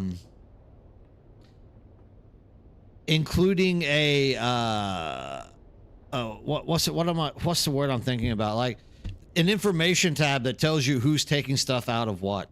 So I think they're taking care of that. A log. Thank you. Jesus, is that freaking 3-letter word. It's the 3-letter words that really like rip your brain in half, right? Especially when it's like 9:30 at night and I'm tired. A log. And so I think that they're going to have, they either have already or they're going to implement a log. I can't remember if they've already put it in there. But yeah, I mean, I just don't like sharing bases with people. What I see when I share bases with people is they always take the stuff they need and go build their own base somewhere. And then they just like funnel stuff out of the main base. That's all they ever do. Like, I've never seen anybody actually like live with other people and not do that. It could be a vessel for squad combat if you could actually, I mean, if you actually made ground combat a thing. Definitely. I agree with you. Yeah. That's why I always tell people, just build your own base and get stuff. I'll help you get your base up to that. And all right, it's working great. So like, yeah, I mean, I don't mind at all helping people get to where they need to. I just personally don't want you living in a base with me. It's kind of like real life. Like, you can be my friend, but I don't really want you sleeping on my sofa every night. Like, dude, I'll go out and have drinks with you. We can hang out. We can do a whole bunch of stuff. I just don't want to, have you sleeping on my sofa. Yeah, so that was the reason that the Assault Ornithopter Jason never became like a true mainstay for combat in this game is that its tracking was absolutely garbage against scouts. And once again, I've had this discussion with people 1,000 times. I personally do not believe scouts should have missile launchers on them. I think that's like the worst decision that they made in this game. Now I got to go pick up some more welding torches. So like their scouts should have never had missile launchers on them. And so because they had missile launchers, you could literally have 4 or 5 friends with a scout and just beat the crap out of an assault ornithopter. The assault ornithopter could never climb or maneuver fast enough to actually get a rocket on you. Like technically, if the assault ornithopter hit you with a rocket, it would probably blow you out of the sky. It would take a huge chunk of your life because the damage is just phenomenal. The thing is that you can never hit anybody with the rocket from the damn thing. So like, exactly, like they should have made scouts exactly what I have right here. A really super fast flying machine that you can get across the desert and scout out where stuff is. Done. And maybe you could put a carry bag or something on the side, you know, why not? But in terms of the assault, like if they would have never put that on the scout, yeah, dude, scouts have rockets, dude. Dude, Kuliano, that was literally the meta of this game for like the first like 4 months. To this day, the scout is still the meta. It's just used differently than it used to be. So when this game first launched, the meta was 32 people in a scout ornithopter with rocket launchers. And the rockets didn't do that much damage, actually. Like, you would have to hit something like 30 times to like knock it down or to destroy it. Probably more than that. But when you have 32 people all launching rockets at something, that's a lot of damage. So that's the way the meta took place. And so whenever people jumped out there and got into the assault ornithopter, they were trying to like track us and hit us. And like you could never hit a scout ornithopter. So literally, if an assault ornithopter came into the deep desert, everybody was drooling. Everyone was like, oh, hell yeah, dude, we're going to go kill something today. Because there was no way that assault ornithopter was going to outfly you. And if you had like 30 people online, you know exactly who you are because everyone in a scout is there. And we would just beat and pound the crap out of assault. Like an assault ornithopter was like a jewel. And if somebody brought a carrier ornithopter out there, oh, dude, it was like end of the days. Like there was going to be somebody who was really freaking pissed off. And I mean, at that time, I was making videos telling people, whatever you do, do not bring a carrier ornithopter into the deep desert unless you have like 20 friends with you. And people would go out there solo with them, dude. And they would be so pissed. They'd be like, this isn't real PvP. And it's like, it kind of is. You shouldn't have brought a carrier ornithopter into a PvP deep desert by yourself. So I felt really bad for a lot of people back in the day. But yeah, dude, it was like full-on scout ornithopter destruction mode. It was really bleak. Like it... I don't know, man. I thought it was garbage because scouts shouldn't have rocket launchers, dude. So what they did, Kulano, just so you know, yeah, they definitely did. And I mean, what it should have been was scouts like floating around checking stuff out. And then you find somebody gathering spice. You call in the assault ornithopters. The assault ornithopters then fight the other assault ornithopters protecting the carrier, yada, yada, yada, right? Okay, so you say most of the times you do more listening than watching. If possible, help. Could you enunciate the text of the interaction you are referring to about? Which interaction am I referring to about? I can try. It's almost, if I can, like, am I pronouncing things or enunciating things incorrectly? People will tell me that. I'm from East Texas, dude, so I'm going to say a lot of stuff strange. Even to somebody in another platform, and do not seeing the chat from where you are reading. Oh, you mean from the questions that I'm reading from the other platform? Yeah, for sure. Hey, George Rivera, what's up? They also need to remove the ability for people to stand on top of the Thopters so Lasgun meta can die. Okay, yeah. Lasgun meta kind of sucks. Somos, now I know exactly what you're talking about. I will start reading out the other questions and stuff that are out there so that you can hear them. I understand exactly what you're saying now. So, like, back in the day, the meta was bonk down carrier. Yes. Flying above them and slam into them and let the worm eat them. No. So what we would do is you would get scouts and you would Goomba stomp them down into the sand. And then they would have to, like, start flap. You know how slow a carrier is. Like, they would have to start, like, flapping and trying to gather some altitude. While they're trying to gather altitude, they're not moving forward. And you literally would just overheat rockets, dude. You'd have like 13 to like 30 scout ornithopters literally just like spamming the button. Overheating. But I mean, like, you would literally launch like 400 rockets into that thing. As soon as you took like 2 or 3 of the wings out, the carrier ornithopter just couldn't. It could move forward, but it would be dragging along the sand. So at that point, you just would finish it off.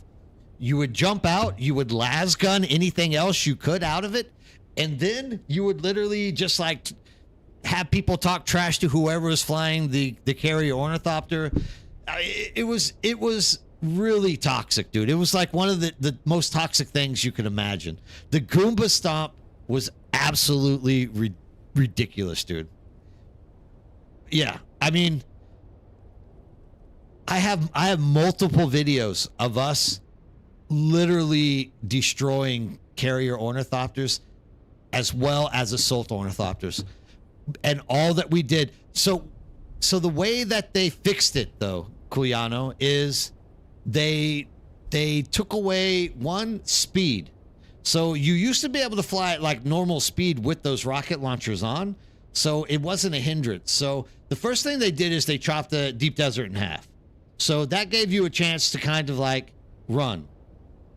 Yeah, nowadays you can, if a scout ornithopter, so exactly, Luso Scout, he says carriers are now like trumping for, or like they're almost the same speed as a scout. Because it a scout that has rocket launchers on it. So like a scout with rocket launcher will fly at like 142 if I'm not mistaken. And that's more or less, if you turn your boosters on, your thrusters for your carrier, you're literally going the same speed. So if someone is in a scout ornithopter with missiles, like, you can get away from them rather easy. But that's not the way they PvP now. PvP now is boosters on a scout ornithopter, and what they do is they boost past you, and then they eject, and then they float down in front of you and literally just lasgun you as they're falling. And then if they don't knock you out of the air, they literally get back into their scout ornithopter, boost it, get in front of you, jump out, and lasgun your carrier ornithopter. Like, this is the meta currently at the moment to do so. So like, it used to be they would like launch rockets. Now what they do is they literally fly in, they nosedive into you on a large spice field, and they eject right when they're on top of you, and they literally just start lasgunning your carrier ornithopter in hopes that they can disable you before you can get back in it in order to escape from them. If they can disable that, it sucks, dude. It sucks. I agree. It's like a garbage way to play, but this is what the game has kind of evolved into. And it's not PvP players' faults. Once again, dude, I blame Funcom 100% for this.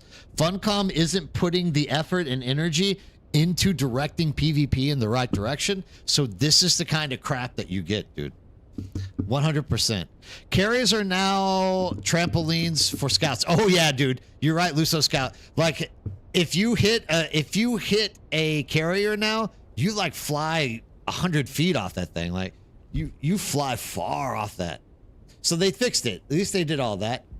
Yeah, Jarhead Junkie, what's up, dude? Good morning to you as well. Glad to see you in. I hope everything's going well for you on your side of the world. So you've had them eject and land on your Thopter and take it out. Yeah, so if they eject and land on top of your Thopter, you're supposed to barrel roll Clarius and they'll fall off.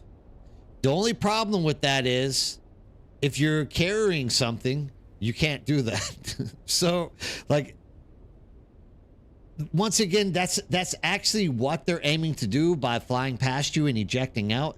They're hoping to land on top of you, and then you're kind of just stuck with this like tick, like draining the life out of your carrier ornithopter. It's kind of garbage. No direction means you make your own entertainment, thus ganking 100% Alaskan care. Like that is 100% the way to see it. If you PvPers are like children. And I'm not saying this in a bad way. I'm saying this from experience. If I take my kids to a supermarket and say, do whatever you want, they're going to get in a lot of trouble. They're going to break crap. They're going to throw fruit. They're going to drink milk out of the carton and put it back. They're going to do all kinds of dastardly crap. PvPers are the same.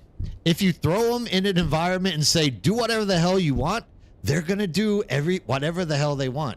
They're going to find entertainment, whether it is constructive or not. Carriers can get up to 190 if you boost and climb spacebar. Boost alone gets 160. Yes, George Rivera, that is correct. But if you're carrying something, you obviously can't glide. And typically, if you're getting jumped out on a spice field, you're carrying your sand crawler. That, or they'll try to land on, yes, they'll land on the treads of the crawler and just last the chassis from underneath. Yes, that too. Lasso Scout, they definitely, it appears like we all have a little bit of experience with the new ganking meta. That's all I can say. It really feels like we all have had our own experience with this. The new Karpov style weapons in Chapter 3, at least as good as the last gun against vehicles. I can't wait to see, actually. Have you heard any of the testing, George, or are you just like estimating it's going to be that good? Luso Scout says, this is why I think the shields on carriers and assaults would be the way, because it counters las guns like it does for ground combat. 100% it does, but once again, I think the entire purpose of the las gun is to break through walls and vehicles, because las guns don't work if you have a shield on, right? I mean, technically, if you're following the lore, it's supposed to create an atomic, and you don't want to blow up half the deep desert, so they couldn't do that. But what I think they need to do is find a way to nerf it. I don't know. I don't have a solution for that. Luso Scout, I'm not going to disagree with you on this whole shield thing, but at the same time, like that would literally make the las gun useless. If you had shields on stuff, then the las gun would be like a useless weapon altogether. They would have to change the drop rate from 1% to like 8% in that case, so we could all get our hands on it. Beast Awakening says that 187 climbing is misleading. Is it? So you have been timing and measured the difference boosting straight and boosting climbing, and is 15 meters difference the climb speed is false. Maybe so. Dude, I mean, Beast, if anything, you test stuff out properly. You have that eye for the detail. I could definitely see that being the case. Driver says, yeah, but in lore, the Thopters had shields as well. Did they? That's new to me. Thank you, Driver. I didn't know that either. George Rivera, new car. Oh, see what we got here. So Somo says, at George Rivera, I learned this from Nerdbird last stream and tried today. It's really awesome. Nerdbird, even carrying the boost plus spacebar do increase the speed. Yeah. Wait. Oh yeah. Yeah. You're just elevating while going forward with that boost. Yeah.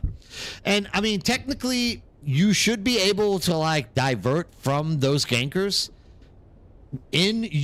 so just to put that in context properly, if people are jumping ahead of you into scout, ejecting and trying to land on top of you to lasgun you first thing that you should be doing is right when you see them like exiting out or like jumping out of their scout ornithopter, you should be like pumping that booster at that moment and like going away from them, trying to find an angle away from them.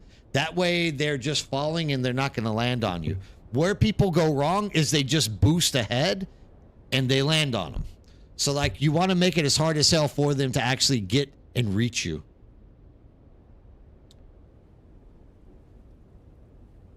Here's the question though. Did the scouts in lore have rocket launchers? Part 2, they had a wait for the gunner to start shooting and the shields to go down to send the rocket. Oh, okay. B says, if someone is on your roof, climb and boost and lower while angling, heavy left and right, and they will fall off. Yeah, kind of like the barrel roll type thing. Yeah. No, they had machine guns. I thought guns were illegal. Need to go. Oh, Kuyano, you're taking off? All right, let's drive home safe, Kuyano. I'm glad that you stopped by and you're talking to us tonight. It's very much a dog chasing his tail sort of thing. That balance is very trying. Yeah, I mean, Luso Scout, in any game, balancing is the snake eating its own tail. Like, it's almost impossible to balance stuff properly. But the one thing I know for sure is that Funcom has, like, openly admitted that they are not even slightly a little bit concerned with balancing stuff anytime soon. Like, they're like, we want to put content out. We don't care about the balance. The balance isn't our worry anymore. Well, in that case, we need shields on Thopters. I mean, I'm just saying from the point of view of using lasguns, if you put shields on Thopters, the lasgun only becomes a base break-in tool at that point. Goom Bomb, it's definitely a future balance. Sounds like a future Funcom problem. Current Funcom has the problem of not enough players. Yes, 100%. Worry about balance when we actually have 30,000 people to complain about it.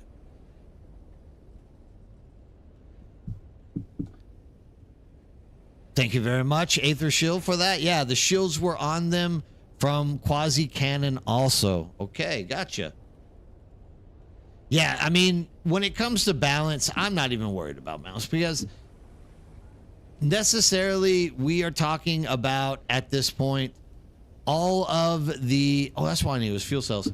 All of the lore or whatnot that they're attaching to this game, all of the overland maps that they're attaching to the game, everything that they're like adding is all PvE, so I'm not too worried about balance at the moment. Balance usually comes into when you start fighting other people.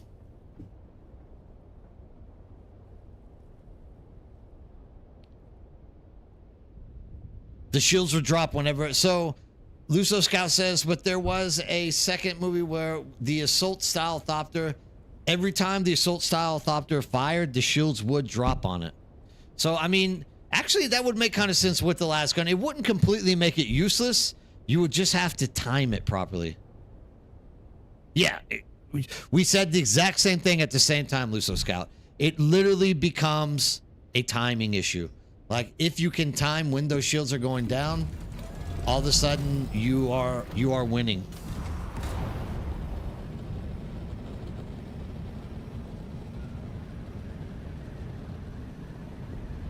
And that's very true as well, driver. Like, if it is parked, there are no shields, so you could literally land on top of it and you could take it out. Very true, very true. All these mines getting crammed together from making Funcom do the right thing. Too bad Funcom is never going to do this stuff. I'm such a pessimist when it comes to Funcom and improvements. Only because I really believe Funcom, if you have a great idea, I really believe Funcom just ignores you. They're like, we didn't think of that, so we're not going to put that in the game. We'll see, though. We'll see. I mean, there's a lot of possibilities for a great future of this game, right? I mean, we can definitely track and see that they are making improvements and they are adding stuff that we want. So maybe it's more or less just us, like, really getting out there and trying to force people into doing it. Oh yeah, have a good one, driver. Thanks for stopping in and talking. I appreciate the input. You're just looking to find a way to slow down the destruction of a thopter, like the ancient way first, to break the shields and employ the last gun. Okay, here's something else. That's right, Luso Scott. Like, we could sit here and rumble through these. This is what I say every stream. I get 1,000 fabulous ideas that are well thought out. Do I believe that there would be possible to transfer that? I don't know. Somos, I don't know.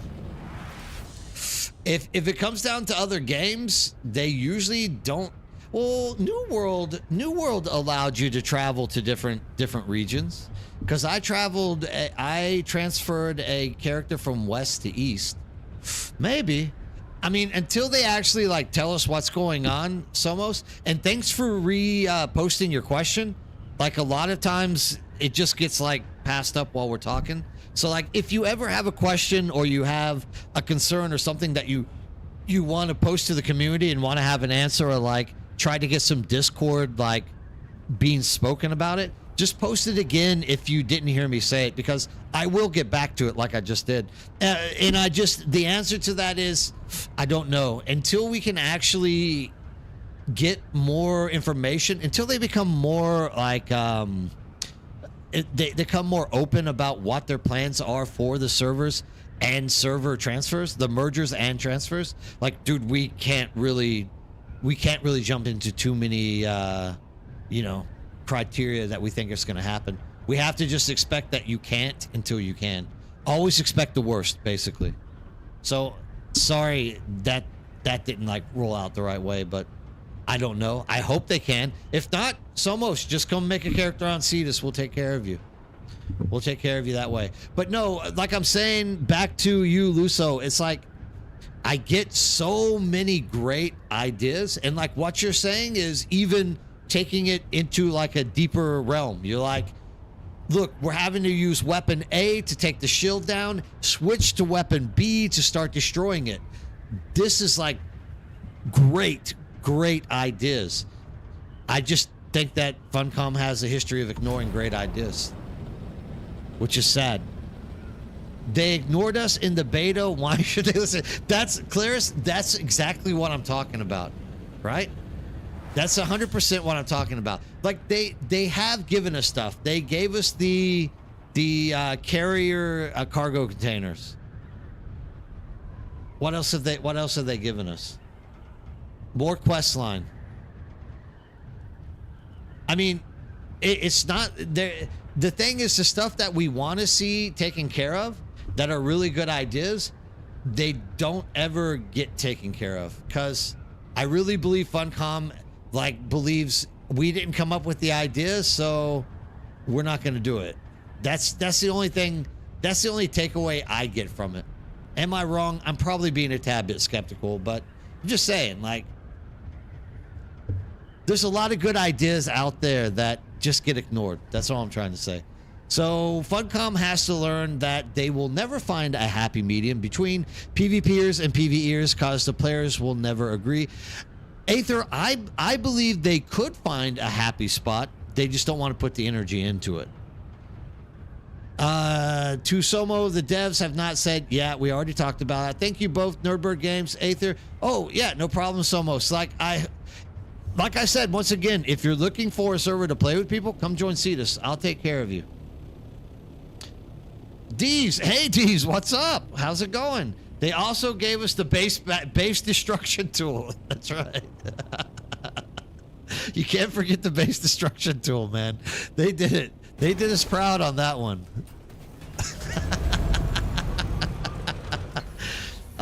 Beast, they can easily be a happy balance a number of different ways. Yeah, I mean, I'm with Beast on this. Like, I really believe you can make a happy medium between the PvE and PvP realms or faction.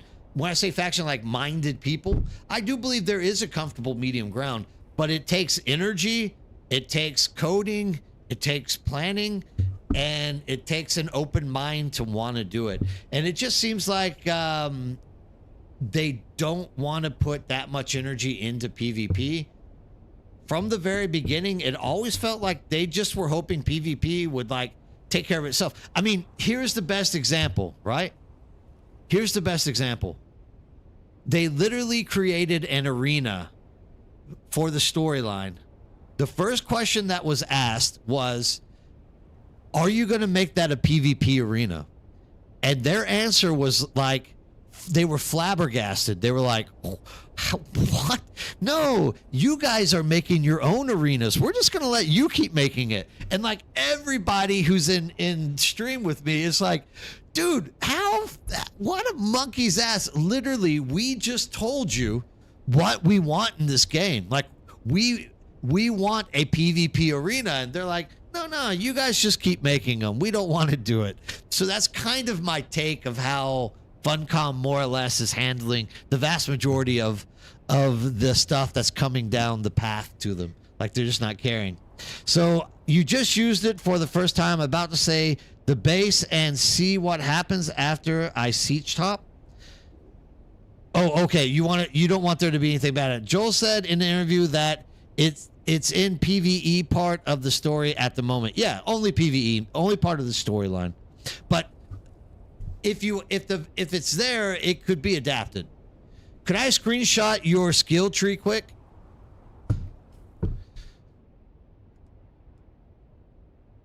There's your sword master. There's my Benny.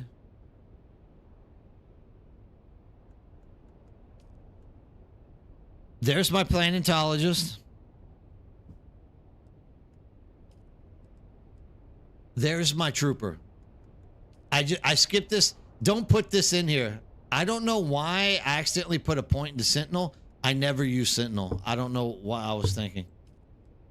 That's my tree right there. Everything except for Mentat. And on your bar, just you want to run, of course, these two skills, right? And don't forget, whenever you are in combat with a in a lab or whatnot, or anything that you're doing combat that's like hard, deep desert combat, make sure that you have Screech. Screech is working together with Compel, but you got to make sure that you're on the Spice. So like before you start the lab, like as you're running through the door, pop your Spice. And then all that you're doing is your Compel is like literally knocking multiple characters off balance. And then you're using this to hop around stuff, as well as maneuver away through things. Keeman Kamotes, good morning to you too. Glad to see you out. I hope everything's going well for you. Let's see what we got. Kept the bug that allowed players to ride on Scout Ornithopter bug to feature. Aether, I think you were always supposed to be able to ride on all Ornithopters. Like that was the thing when the game first released. They were always like, you can surf on Ornithopters. What is the hotkey for turning snapping on and off from a building? You can't remember, you can't figure it out. Wasn't that control or alt? It says it whenever you have your building tool on. Hold on.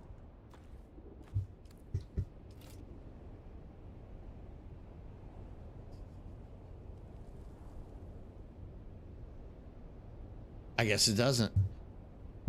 It's either control or alt. Does anyone know offhand what that is? I can't remember either. That's actually a good question. God, I love Sentinel perk maxed. Yeah, Sentinel perk maxed. It's good. I just don't run it. Like, I don't think any skill is bad. Don't get me wrong. I think all skills have a possibility of being very effective. that's the thing that I love with the fact that they're not balancing anything. Like, since they're not balancing stuff, they're actually allowing us to like make stuff really, really strong, right? So I don't mind Sentinel. I just don't run them. The whole turret thing, as well as the decoy, maybe if I was running a gun build, like a range build, it would make more sense for me. I run melee, so I want stuff that gets me in stun shit so I can stab it. For Mentat, you might have been going for the garment keeping line.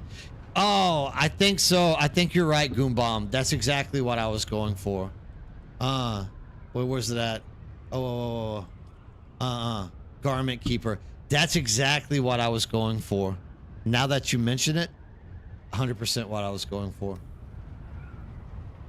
Just not enough skill points. Soon, though, we'll be able to have like plus 54 skill points.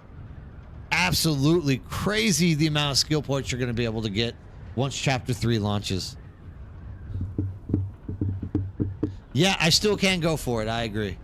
The Chapter 3 augments are going to throw a wrench in the balance of stuff as well. Oh, I don't know. We have to wait and see. I mean, this definitely... It's obviously adding more power and damage to your weapons, right? But I don't know. Until we can actually like jump in there and test it out, I don't know that that's a balance issue as much as it's an upgraded issue. If you kind of see the way that I'm taking that. So like if you're putting augments into any weapon, it's gonna outbalance it, or like it's gonna make it more OP than the flatlined like everyday version of that weapon, right?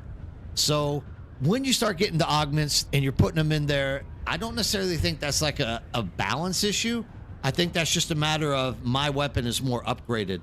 So to that point, like I've heard of quite a few people say like, oh man, PvP is gonna suck now because the augments. And I agree. If you are like going hard and getting a lot of augments and upgrading them and putting them on your crap, yeah, dude, PvP is gonna suck for whoever's getting smacked by those people. Without a doubt, PvP is gonna suck. But I mean, I wouldn't call that a balance issue until we start seeing like multiple weapons fully augmented. And if like one weapon fully augmented just has the power to erase the human race off the planet, yeah, then we start talking balance. But we can't know that until we can actually, start playing around with them and doing stuff like that. So bank your intel now every week in A-Row. Yes, that's right. For sure. Thank you. I preach it. I preach it like no tomorrow. If you have a working ornithopter and you're not coming to the deep desert every week doing the A-Row testing stations, you are doing something wrong. Literally, that's 180 free intel points every single week. You cannot beat that, dude. That is like the best deal you're gonna get. Not only that, but I mean, if you think about it, right? If you're kind of new into a server or newish to the game, 180 intel points is massive, dude. Like you can advance your crafting big time with that. So definitely, I think you should be doing A-Row. I preach it every week in my videos and everything. It's like, make sure if you have a working ornithopter, make sure that you're in the deep desert. Only A-Row. Nothing. No one can kill you. If you do die, like you can run back in and get your shit. Like you're not gonna lose anything. So there's nothing to be scared of. No gear fear there. Just like make sure you're doing it. Trust me, it'll pay off. 1,000. So Luso says I've gotten 1,400 intel in reserve at this point. Yeah, I mean that's the way to go with it. 100%. Luso, you also said you like the new idea of them. To be clear, it's just skating the boat of what we are riding on for a while now. Yeah, okay. Yeah, I gotcha. Oh, this one. Oh, it just popped. Yeah, baby. Yeah.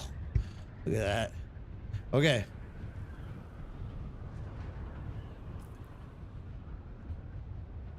I got something to do tonight. Oh, yeah. So, I mean, 100% be getting into A-Row, getting your intel. I mean, I still haven't reached 200 on this character. I'm only like 178, dude. I still got a lot of growth myself. But, I mean, you definitely want to be getting in here and getting that intel every week. Not only that, I mean, if you're kind of newish to the game, and this is going to get you tier 5 duraluminum, as well as I think there's actually some plastinium components that you get in there. But I mean, most importantly, you'll get like the cutter array and stuff like that, which can really like up your gathering rates. It's so worth your time, dude. Jarhead says you are preaching of A-Road testing stations, and the POI videos you do have got me off my butt and seeing the content. No set routine for me after the big storm. Okay. Well, I'm glad that I'm getting you out there and doing stuff, Jarhead. Like, that's my whole aim. It hit me one morning whenever I was looking through the Steam achievements, and I saw that only 32.7% of the total population have made it to the deep desert. And so I made a video preaching about that, saying like, everybody needs to come to the deep desert. Now, I started getting a whole bunch of like negative feedback on it, like, well, you're not taking into account A or B or C or D. But I'll tell you one thing I did start hearing, like 30 to 40 people telling me we've never been to the deep desert. We are scared of the deep desert. Like, after I made that video, even now, some people come into streams and they're like, dude, I have a working ornithopter, but I'm not going to go to the deep desert and get killed. So there's still people that just don't know that the deep desert is a relatively safe place to be doing stuff. Not only that, but the A2 wrecked ship is a wrecked wreck. There are no NPCs there. Like, you can jump out there and get free blueprints every 45 to an hour. Like, dude, get out there and get stuff. Get as much as you can while you can. Plus those nice, yes, that's right, Luso Scout. For a lot of people, they are hunting their life down for the black market las gun and can't get it because it's a 1% chance.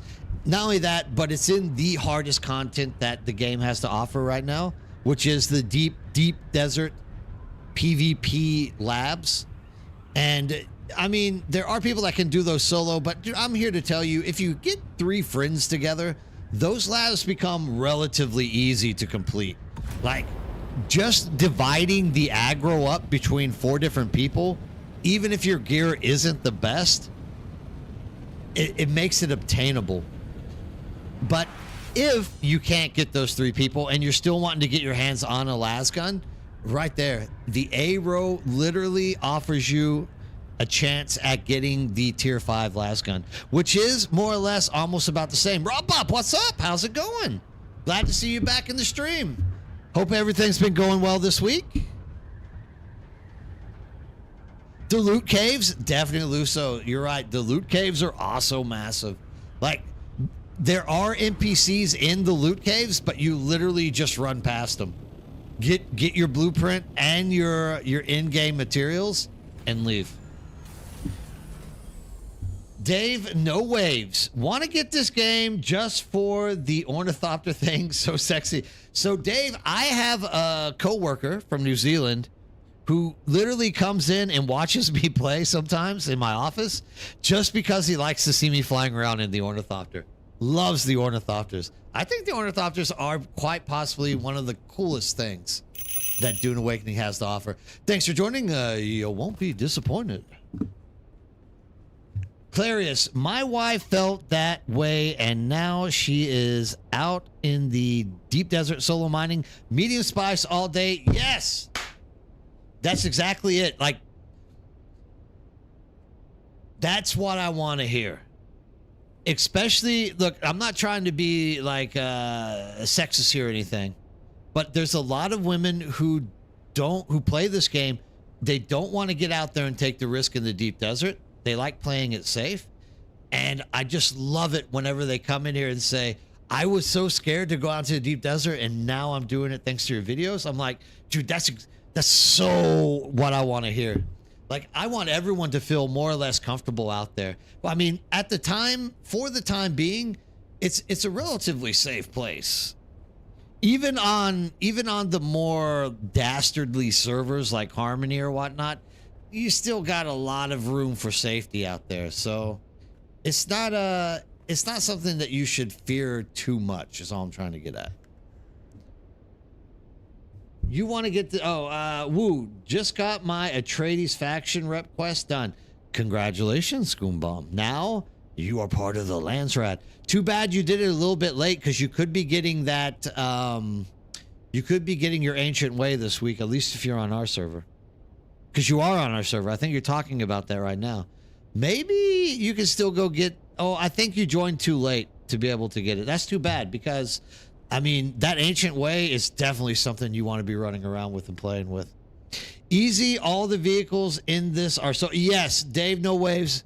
It is something that I've been highlighting since day one, like before the game even launched, back in the day when we were doing beta testing on it. Like, this game's vehicles are just so great. It's a shame that the vast majority of the vehicles don't get used enough, because flight literally dominates all travel in this game, more or less, right? Also, always been on the eye out for Mannequin Manor Lab Station. It is the most soloable lab. Actually, Luzo Scout, there is a Mannequin Manor Station out this week. I believe that is C7, maybe? You could buy an Ancient Way this week if I can afford one. I mean, I can loan you some Solari if you need it, Goombomb.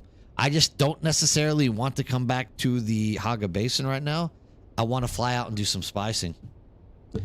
So if you guys who are new and have your Atreides quest done, if you have access to that Landsrat guy, hit me up on the weekend, and I can come back in and I can hook you guys up with some Solari so that you guys can buy the Ancient Way. The more of us with Ancient Ways, the better. That's all I'm just saying, right? And like, I think it's only like 80,000. It's not that expensive, but if you need Solari, dude, just let me know. On the weekend when I come back out, I'll hook you up with some. At Nerdbird, I wanted to thank you for your advice yesterday. We were able to get started on our first carry-all. Awesome. Also, my first real experience with PvP. Okay. Thankfully, we had a group of people flying around to protect us. Poor farmers. Yes. What server are you guys on, Aether? Just by curiosity. Which server are you guys playing on for this? Number one, I'm glad you're getting your carrier. Like, the game, you're on Arrakeen. All right. Yeah, see, Arrakeen, I hear good things, bad things about Arrakeen. I only hear a lot of negative things about Harmony. So at least you had people that were out there flying around with you, protecting you,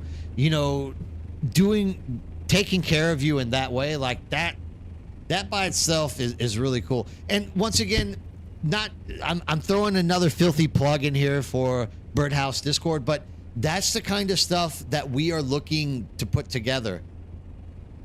More or less, we want that community to all be joining a server together.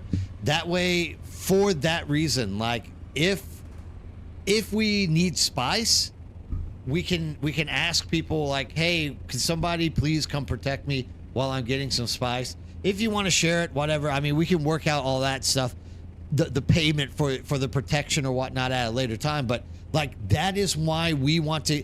If you can get 150, 200 people together.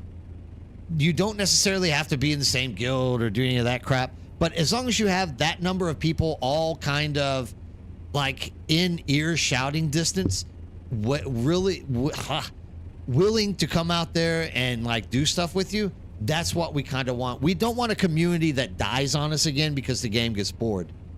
And all of us, like I said, we have lived through the boring times and we're still here. It's about time for some more water. So, like, we more or less are guaranteeing that you will always have a living population by just joining the Birdhouse server. Like, we will always be in this game. Unless they really shank stuff up really badly, there's no way that the vast majority of us are going to leave. Luso Scout says, and sadly, it's spreading over servers as apparently the multiple instances have killed interactions on Harmony. Well, I mean, as you can see through Steam charts, we are definitely getting a uptick and people joining the game again. So we're actually, first time in 6 months, we're actually in the positive. So for 6 months, we've done nothing but bleed players. Now, it hit the floor and is bouncing up. So we're averaging somewhere around like 10,000 max people, 10,600, something like that at peak time, which is, it's a good sign. It's still small, but it's a good sign. But those numbers coming back are going to draw people out to do PvP as well. So all of the people who were into deep PvP and stuff back in the day are now going to be finding their way back into the old servers they were on and probably flying out there and trying to harass people. It's just the way it's going to be. Like, if they see people are coming back, they know they're going to be farming. Most of the PvP in this game revolves around somebody adapted for killing people, fighting people who are adapted for just farming, because they're easy kills. Yeah, exactly, Goombomb. The people who are playing the game now are the people who just like playing the game. Like, you know, you get the true fans of the game once it hits that lowest mark. And whatever that lowest mark is, which is somewhere around like 9,000 to 10,000 people, once you get to that low mark, that tells you exactly the number of people who are actually enjoying playing this game. Now, anyone that comes in, it's up to them to like decide whether or not they're interested or want to continue down the path of playing the game. You know how it is. I should have went and got water while I was falling out, but you guys get me talking, dude. I just never stop. Luso Scout says, true, the numbers are finally rising. We'll see if that holds after the holiday season. Yes. Yeah, I'm a little bit worried about that as well, but we will have to see. Mongoose, do you have the third crawler yield planetologist skill? Sandcrawler yield? Yes, sir, I do. Now, somebody has told me the other day that it doesn't make much of a difference. They say that they would rather put those skill points into attacking skill points, which is absolutely fine. That's your prerogative. That's, you can do it. I personally just believe that it does. Thank you for joining. You won't regret it. I just personally believe that it does actually help. Like, I've tried it at 2 points. I've tried it at 3. At 2 points, a medium only gave me 15,000 spice. At 3 points, that gave me 17. Now, okay, that's only a little bit of difference, but when you're doing large spice fields, I think the accumulation over time actually pays off for you to have that third point in the planetologist. So, but the eventual server mergers will help with the interactions so that people aren't so diluted amongst them all.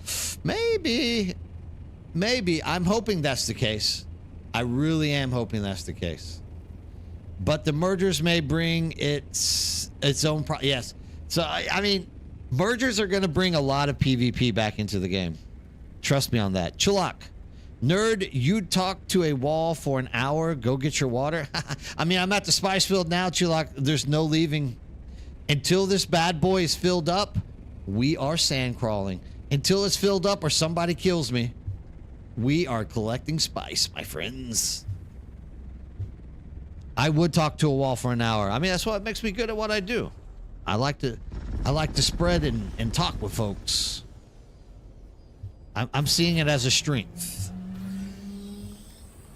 With the mergers, we won't be able to harvest solo large spice fields. BP Trader, true, and I don't know. Let's wait and see. Let's just wait and see. I'm gonna guess that with mergers, that's coming after Chapter 3. I'm gonna guess that for a while there, like a solid month or two, maybe you are gonna not want to be harvesting stuff solo, but I can guarantee that at a certain point, PvP will die down again, and from that, you will get people out there farming solo again. It's just a matter of waiting for the excitement of the possibilities for future PvP to kind of die down a little bit. So Luso Scout, you were saying you wouldn't be surprised if there are still low pop servers that are more or less chill. Me either, but also I'm not too sure how many servers they're going to launch. There's a lot of speculation up in the air, so we just have to kind of wait and see what their plan is for that. Some people think there's only going to be 2 from each region. I don't know. I'm not going to jump onto the bandwagon and like try to pick how many servers are going to be open. I'm just going to wait and see what they actually kind of like tell us, because we could get none, we could get some. You never know. Claris, by the way, thank you for the reset video. Our group tried it last week to get closer to our base, and it worked fine. Okay, yes. So, Claris, I'm so glad that you come in and you say this about the reset video. In this case, Claris is talking about resetting the large spice field with 4 scout ornithopters. You do not know how many people, if you actually look in that video's comments, there is like 10 people who are telling me I'm full of shit. They're like, this doesn't work. Don't listen to this. This is a lie. Like, I actually had a guy actually say, this is like complete bullshit. This guy is lying to you. This is like clickbait. And I'm like, dude, have you even tried it? Have you even looked into it? Have you even tried to do this thing yet? And because I've had so many people reset large spice fields now using that, I just don't know why. I guess people just troll, dude. It's the internet, right? I can't get like offended by it, but you know, whenever people come in and tell me like these things work that you make videos on, it makes me so happy, because I worry that, you know, that the wrong message gets sent out, that like I'm full of crap and people aren't going to try to do it, when it's a very useful thing to do, if you know what I mean. So about the previous streams, why to do not is accessible Twitch? Just asking. I do watch them. About the previous streams. Oh, so Somos, let me tell you something. I am like a absolute, I'm very special. I'm an old guy. And I have people every day asking to do like collaborations with me and stuff like this, and I have no idea what they're talking about. And so someone has been telling me that I can post the videos on Twitch. So I looked through all the like permissions, and I clicked that I would allow Twitch to do it, but still nothing is going there. I don't know. Eventually I'll learn how to do this stuff. Like, I tend to be, when it comes to technology, I tend to try to find people who are very smart or a lot smarter than me with these type of things, and kind of hope that they help me like fix my problems, because I have no idea how to do it. I could just ask like ChatGPT, I guess, or something like that. The real helper. I'll definitely get to work on that, Somos. I promise. At some point in the future, you'll be able to rewatch the streams on Twitch at some point. Yeah, okay, probably Chulak. Probably they probably don't have 3 friends that are still playing. That's a very definite possibility at this point. I agree. I could definitely see that being the case. Fisherwa says you could do a collab about his to stream. Maybe. Who's his to stream?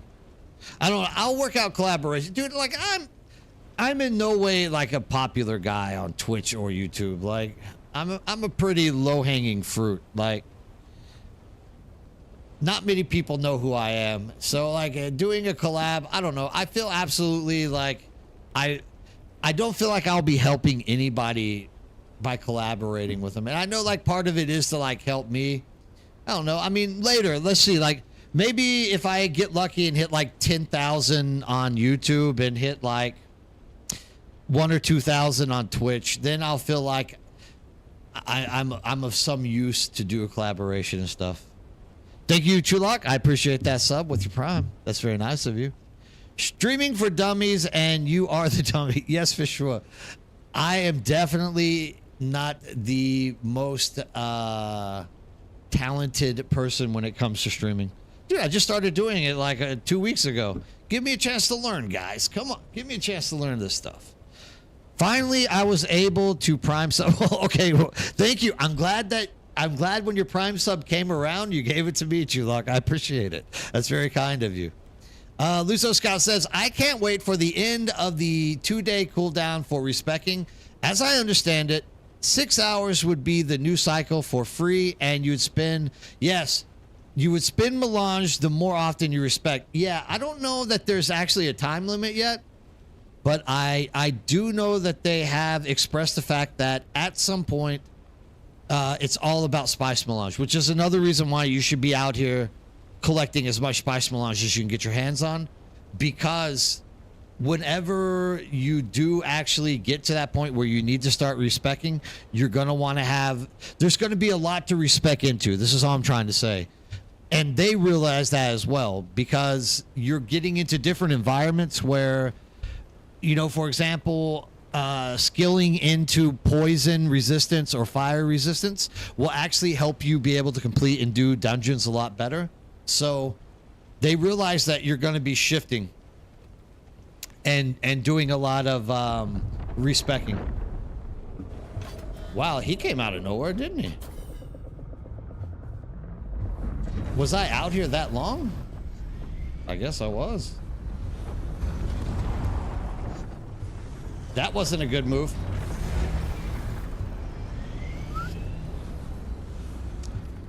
Okay. That's what you call fat fingering. See, I can't even hit the keyboard right, and you guys are expecting me to work out collabs. Chulak, friendly reminder, people, your free Prime sub might be available, so smack that button, people.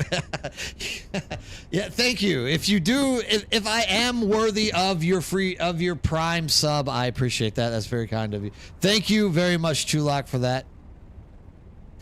Thank you very much. Oh no, Fishwell, I don't take any disrespect on it at all. Like, I'm a very down to earth and very I don't think of myself as knowing too much. I am not afraid to admit that I am lacking in a lot of the more new technical stuff.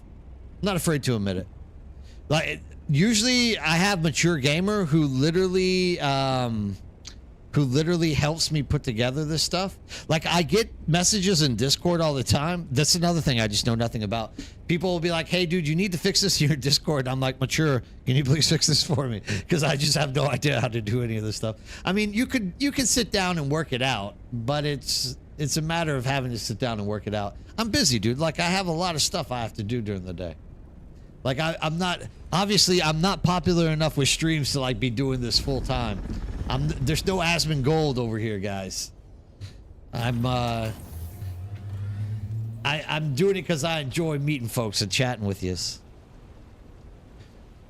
What is my main field of work? I work at a university. I do education here.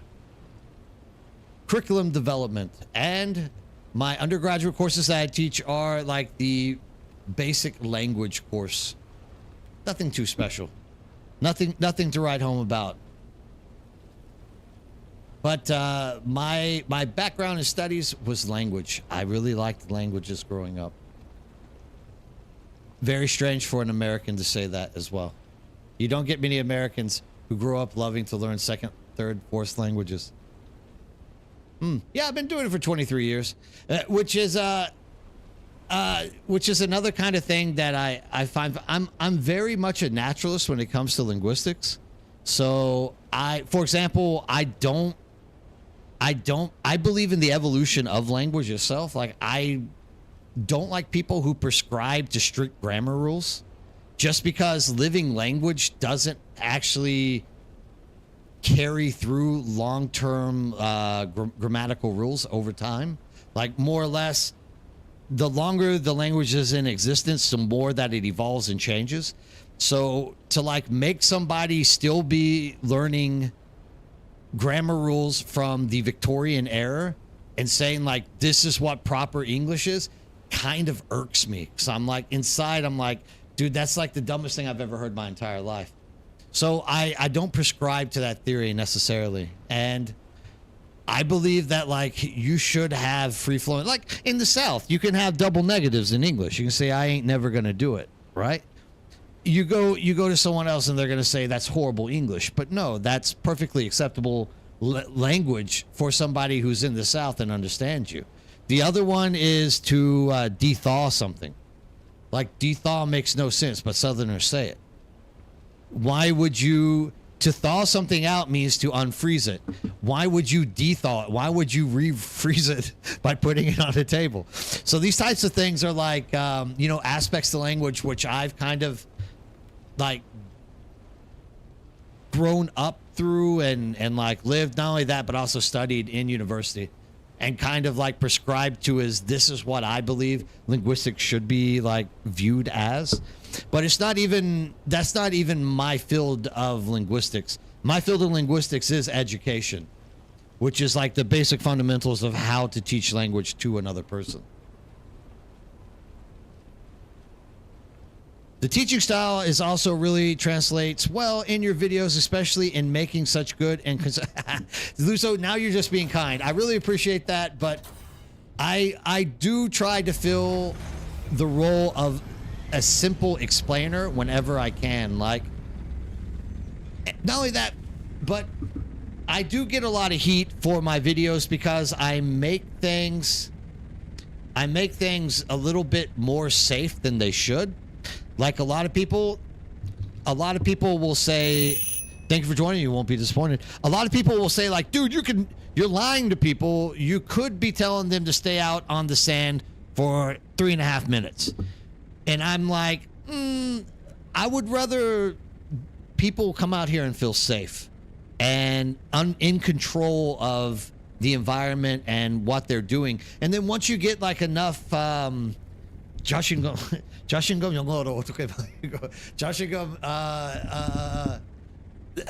this is my problem nowadays. I only know the Korean words for stuff. I can't think of the English words.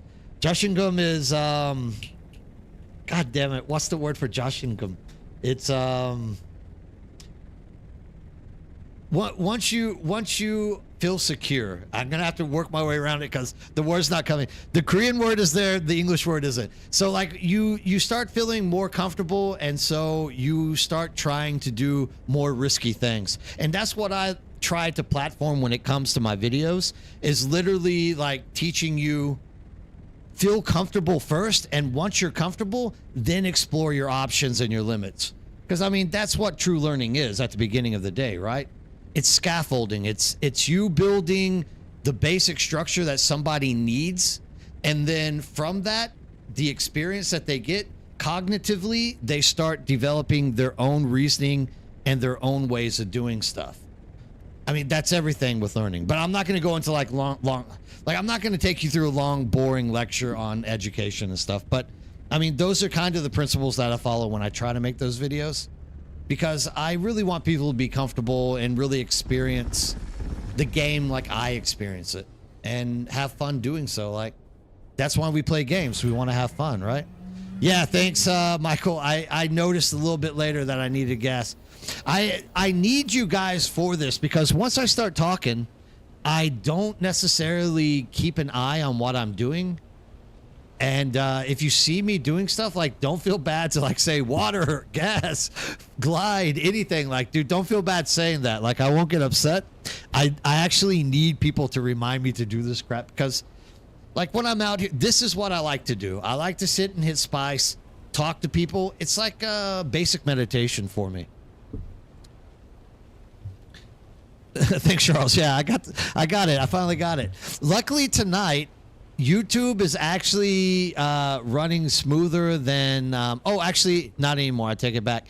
YouTube latency was actually better than Twitch's latency for, like, the first hour and a half of videoing. Now it's starting to fall behind. But usually it's like a 30 to 45 seconds behind Twitch. So Twitch will be telling me, water, water, water. And then, like, 30 seconds later, YouTube will be like, water, water, water. Charles, by the way, absolutely, man. Good morning. How are you doing? I hope that you're having a good day. I hope you slept well. I hope that you're going to get off to a good start. How's everything on your side of the pond? Anything new or interesting happened to you in the game? You definitely don't want to be the one to lead people off the cliff with more reckless suggestions, laughing out. So you hit the bounce thing. I appreciate that, Luzo. Exactly. Like, even like someone was asking me earlier if I was going to make any build videos here anytime soon. And even with that, I'm very cautious with it because even with builds, you have to kind of really get to understand how everything is working together. And yeah, you can explain that in a video or whatnot, but what I find is it's a very difficult concept to explain in a very simple way. A lot of people just want, like, straightforward, this is how you run it so that I don't have to think about it. I mean, I'm even that way to many degrees or whatnot. So, you know, I try to think about build videos, but until I can really work out a platform that's very simple to explain, which, I mean, it wouldn't be that hard to do. Like, I just need to think about it for the future. That's all. Last week, though, I also solo farmed and refined over. Yeah, Charles, that's what I want to hear, man. That's a lot of spice melange, my friend. That is a lot of spice melange. I'm getting a little bit of worm aggro. I think I'm sitting out here talking and not paying attention to what I'm doing enough. This is the second worm breach. Usually I don't get any worm breaches.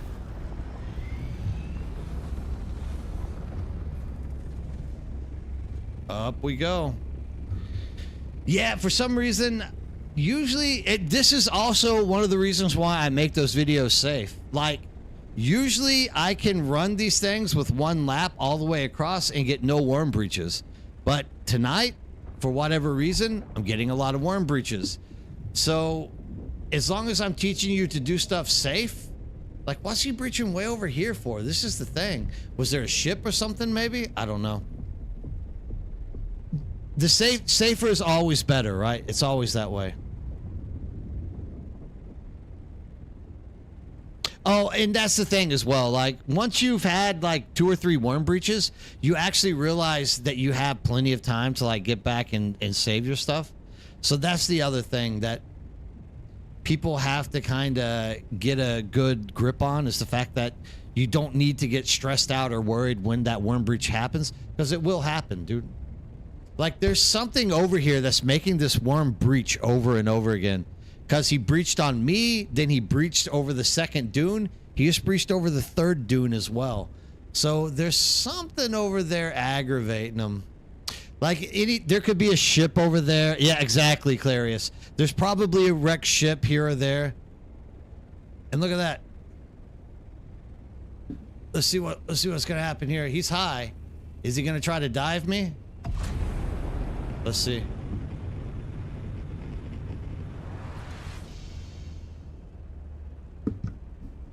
Where are we at? Where'd they go? I guess they're just scouting. We can always reach out. Let's see.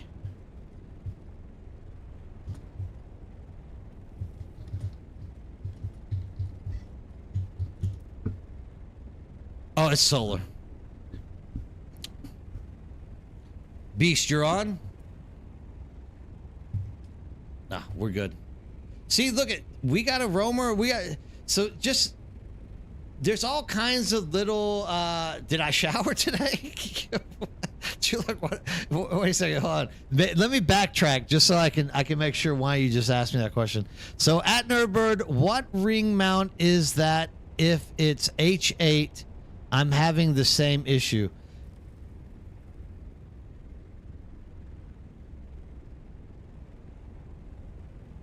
I don't know exactly how to answer that. Did I shower today? Okay. Yeah. Okay. I've been up since like 5:30 in the morning, just to let you know, Chulak. I've been up all day long. I go to my office at Samsung at like 5:30. Then I come in and teach courses during the winter time. Yep. And a roamer that won't go away. Yeah. Okay. So yeah. Sometimes it's just like that. I believe the way to fix it is just to reset it, in all fairness. So, like, if we can get 4 people out here, we can reset this thing, and then it's just like sometimes there's like crap out there, like small spice fields or small shipwrecks that are like keeping the worm agitated. That sucks for you. Other times you're just like, there's just a lot of crawlers, dude. Like there's nothing you can do except reset it and go to the next one. But once again, this isn't really handicapping me. Like if Solar didn't fly over the top of me and I didn't know it was him, I literally could have just sat down and kept. Like I'm not worried about the worm getting me. I'm just worried about somebody PvPing me. Yeah, okay, I can see that, Blood. Like, in all fairness, all deep deserts are kind of actually virtually the same. Well, actually, I've always been really interested to know if our spice fields spawn sometimes at the same place at the same time. Like, we should do a like community effort and like map out where and when the large start doing. They don't? Okay, I was just wondering. Because the other thing I'm actually interested in knowing is the percentage chance of large spice fields popping in a certain area. Because, for example, every once in a while you'll get like, see right there, we got another roamer. He's gonna go right under me. We got a lot, just a lot of roaming here. Yeah, this is a nasty little one. We'll just pick up to be safe. I mean, I'm still gonna fill up, and then if I can get some people on, we'll reset it.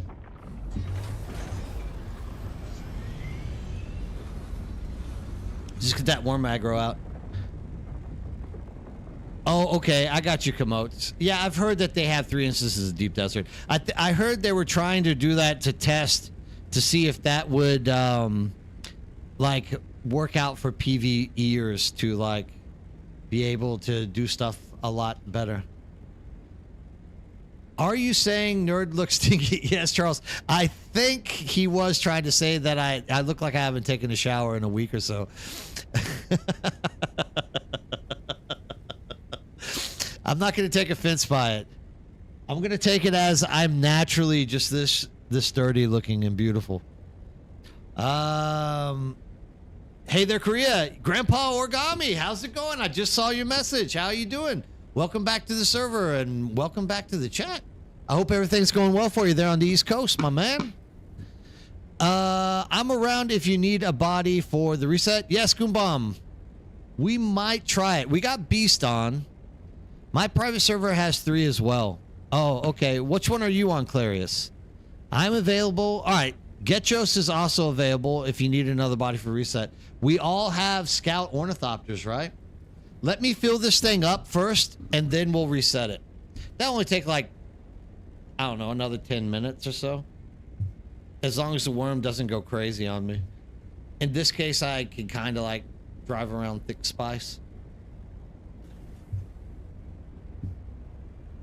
No, they still are not going to, they're still not open yet. Oh, okay. Well, I mean, that's okay, Beast. I think there'll actually be 4 people on. Nowadays, Cetus has plenty of people on doing stuff, so we probably can do it without you. But I appreciate the volunteer. 4+ vehicles. Yes, you need 4+. You need 4 scout ornithopters. We don't know exactly why that's the case, but it is 4 exactly. Yeah, Origami, I'll post it here in a second. Let me fill up this spice and get back to the base, and then I'll post it at that point. Unless you're not hanging around, like if you need it right now, I can probably do it. Just this is kind of a volatile field. Once again, Roamer, it's a very volatile field for some reason. I mean, I might just say we should reset it. Like, this is going to be a never-ending thing with this worm.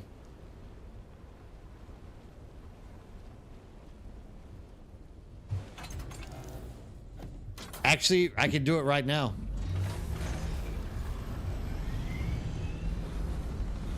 Yeah, I think this is just one of those volatile spots. I think you're right with that. Sometimes it's like it. You just got to deal with it. I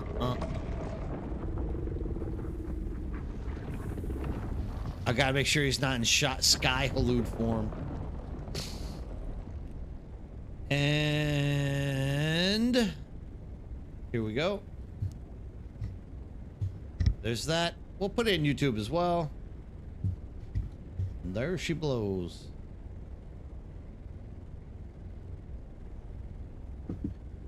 Man, this worm does not want to go away. It is nuts. You usually don't get something this bad. Actually, this is the worst I've ever seen it. Last week there was one that was kind of nasty out here too. I can't remember where it was exactly, but it was also a little bit nasty, but it wasn't this nasty, where the worm is just constantly on top of you nonstop. 4x4 in the center, 6x anywhere in the field. Yes, thank you, Beast, for spreading that. I got time to say, all right, that's already been posted.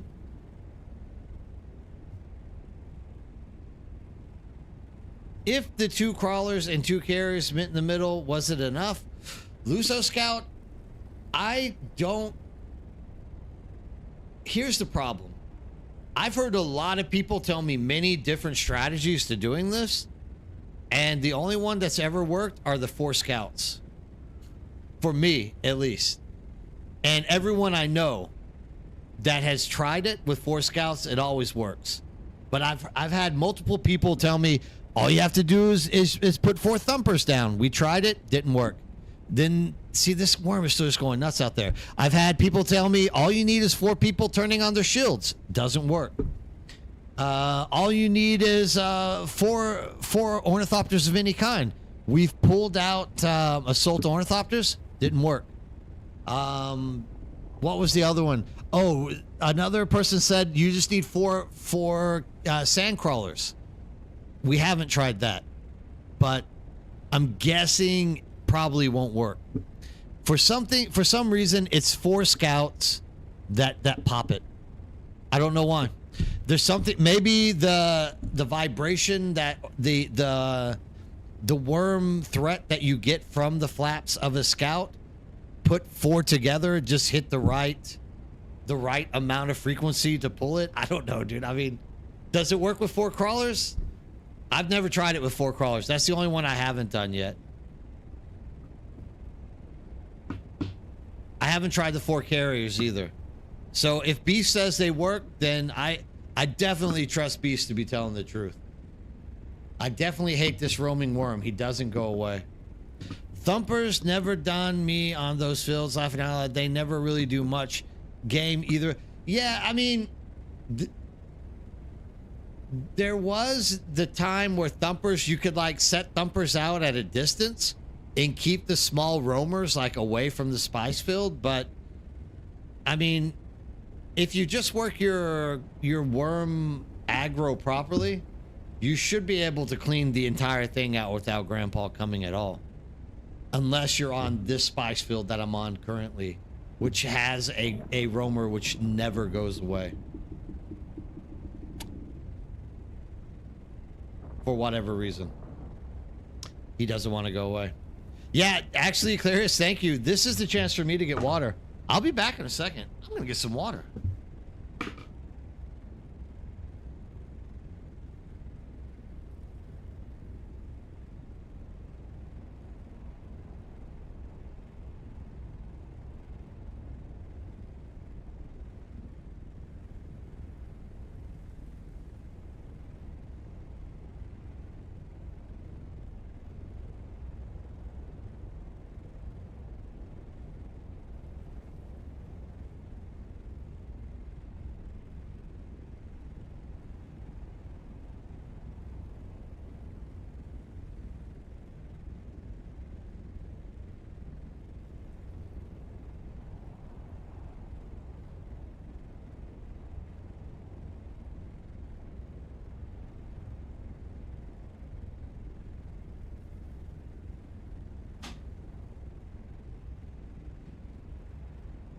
Oh, good.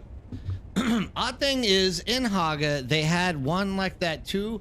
All he did was circles, maybe a bug in the program, or it might be just the way that they set up the certain fields, right? So that they're not just all so easy to like do solo by yourself. Like that would also make sense to me. I'm still looking like, is he out still? All right, we're gonna try it again. Because I don't see him crawling. Maybe it's time that we try it again. I'm gonna have to go get my scout ornithopter. But it's I-8, I think. Is it I-8 or I-9? H-8, sorry. Neural Imp, how's it going? 1 thumper and 4 assaults work for us. Okay. See, this is, I keep hearing all of these things, all these different ways to do it. The one way that works always is 4 scout ornithopters. That's the only one I can guarantee is going to work, because that's all that, every time we do it, it always works. So there's definitely, I know there's going to be other ways to do it. Just every way we've tried that people have told us, it never works except with 4 scout ornithopters. They do the flower sand in drum fields, and sometimes I see one in places you don't want to walk into or compact. Yeah, the problem with Haga Basin is the map is more compressed, so the worm is always out somewhere. There's always a roamer, which is what makes it kind of bad. Yeah, Kemper, 4 scouts always work. So, like, I'm not saying, Nero, you're wrong.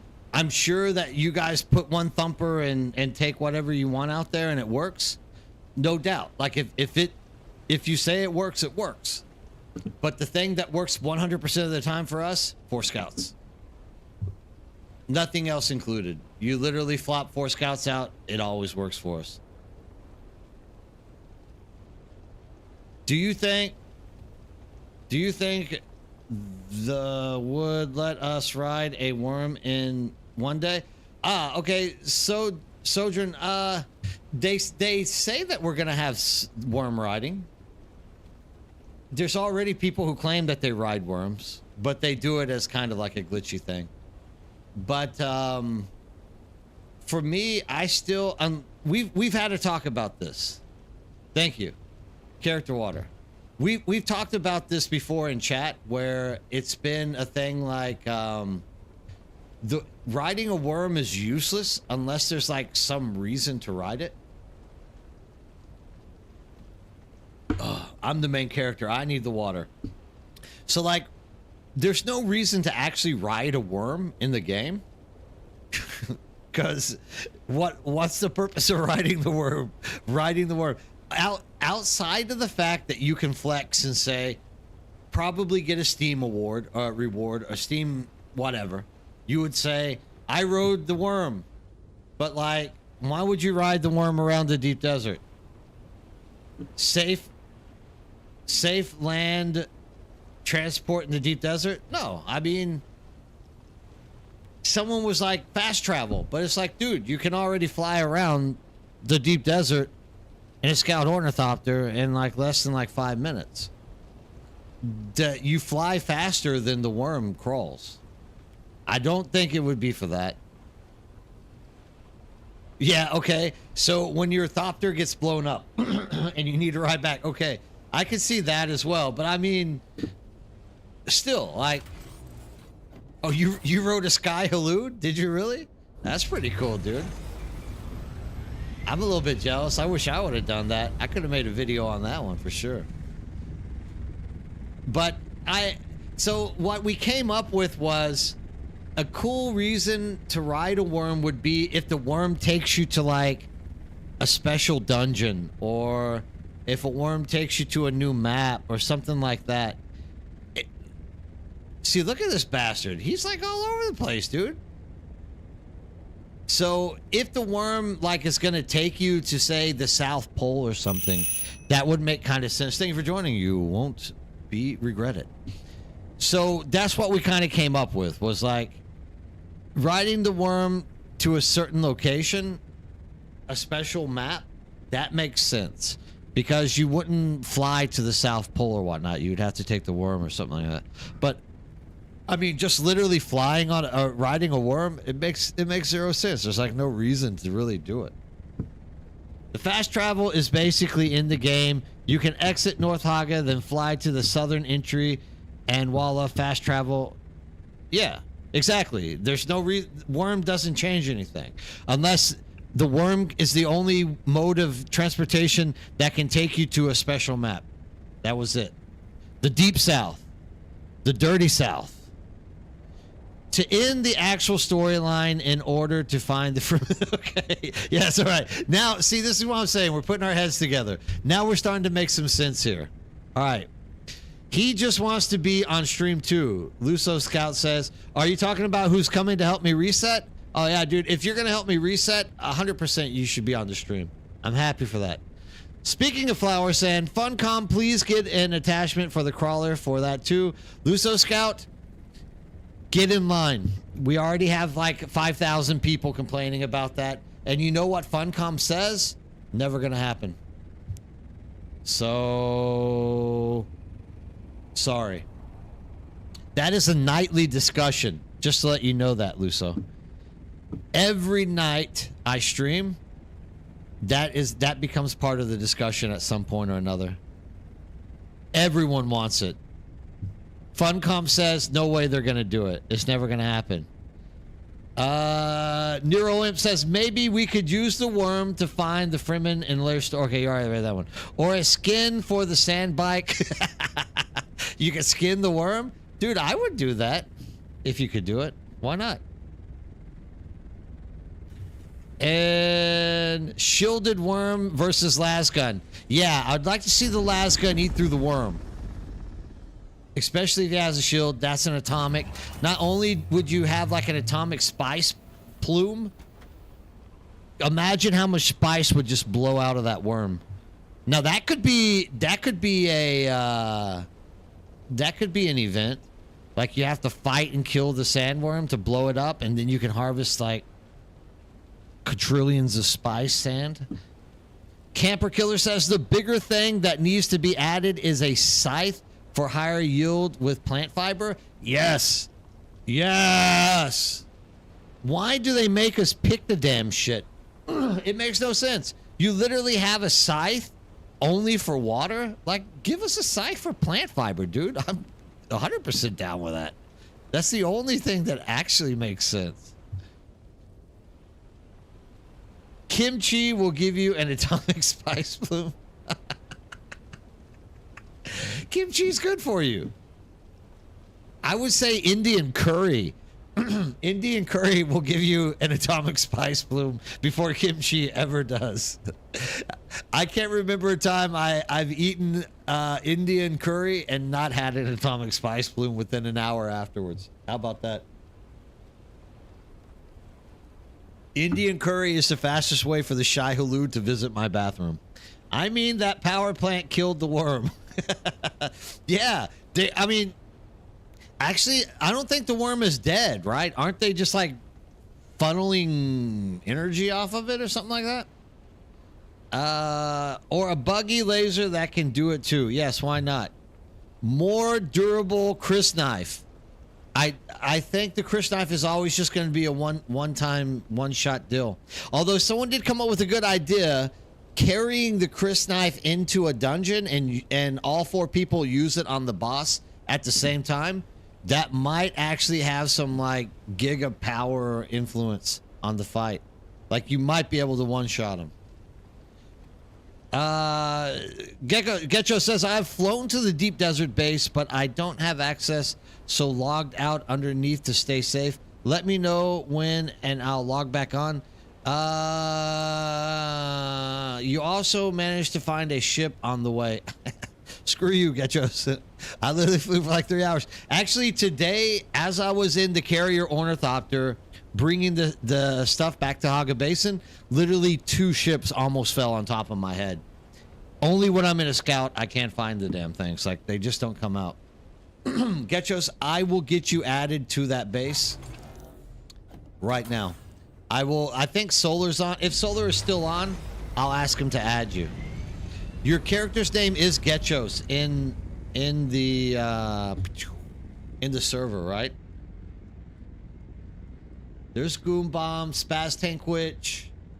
So many people have joined the server. Which one? Which one are you, Getchos? You're Getchos? Can I find Getchos?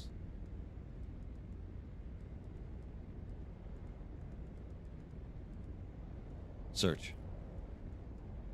Getchos. Search. Getchos. Added. I'm gonna send you a little friend request as well. I just invited you to the party. Now we gotta send Solar a little message here. Can I please get a chat message going? There we go. And can you add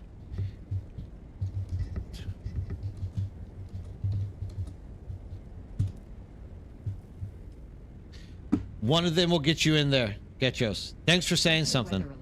A large sandstorm is approaching. 2 minutes. Do I tempt this bad boy to the north or do I go? I'm gonna go north. I'm just gonna go north. You safely got home from... Yeah, Culiano, I'm glad to hear that you drove home safely. That's awesome. Yeah, dude, I know the struggle too. I mean, even now, 1 hour from now, I'll be driving home tired as hell. Oh, no. I probably want to go south now that I can see it.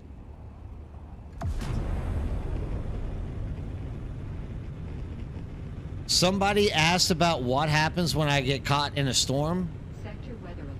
A large sandstorm. You're probably about to see it in a second. Let's see if we can make it through it. Man, I should have went north. I think it's sliding this way. It's sliding right into me. I should have went north.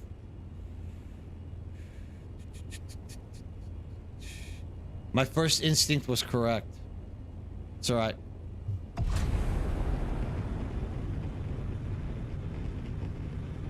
What do we got here? The part of curry is a hazard because the cilantro.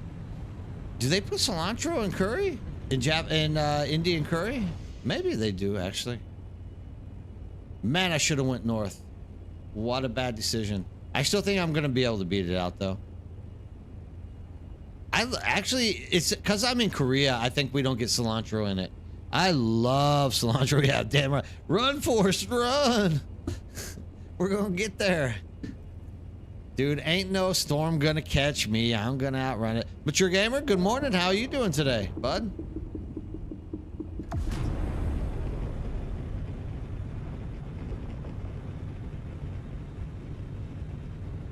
Still can't do it already. I don't know if he's added you yet. Like, I asked him if he could. He hasn't replied back yet. And And I actually, let me dodge the storm and I'll fly over there and just do it. Because I think I'm going to be able to clip around it. It'll take a minute because it's 8,000 away for me to fly over there. It'll just take me a second to add you to the base.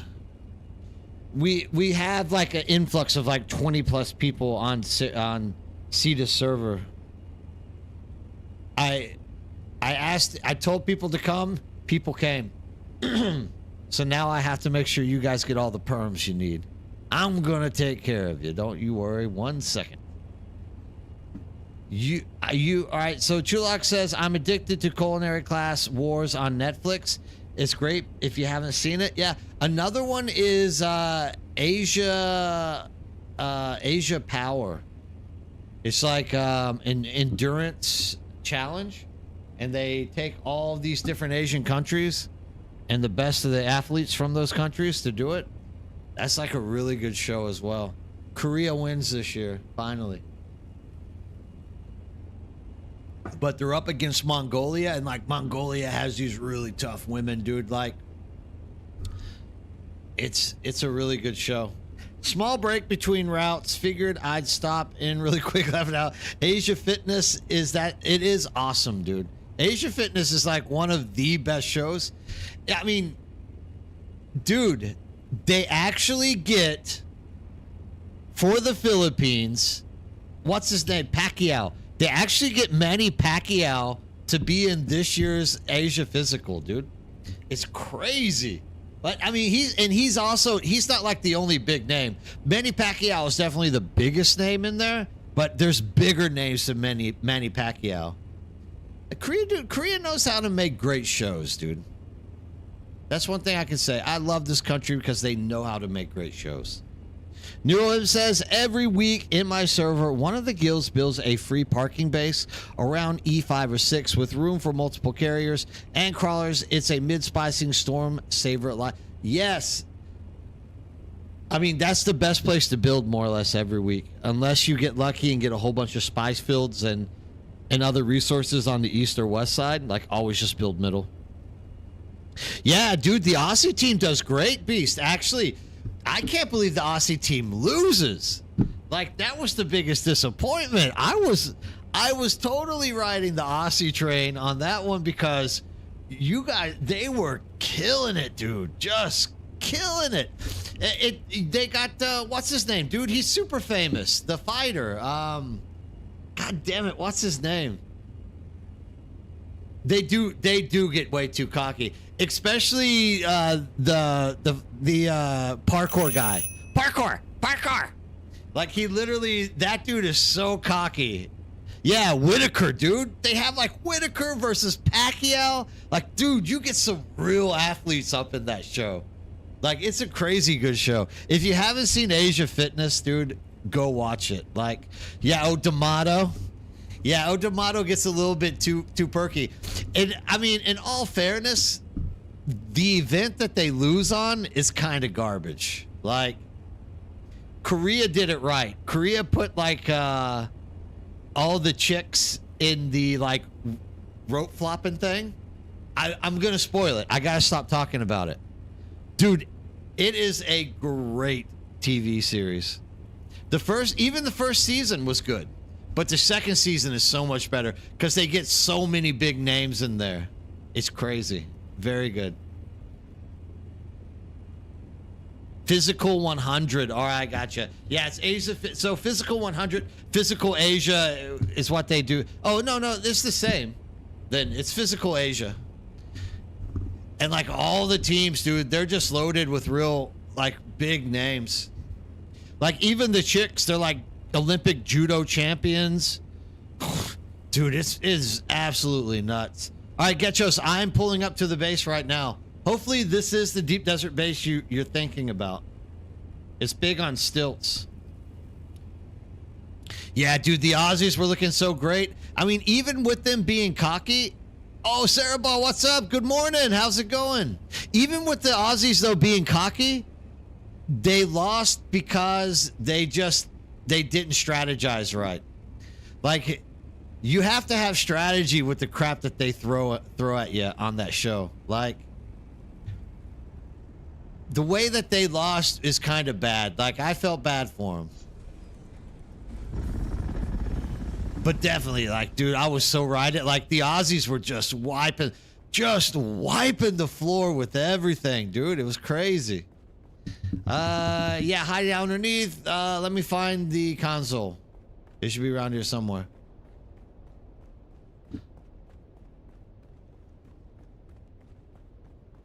Yeah, that's exactly what happened. Exactly. There it is. There's the console. And permissions.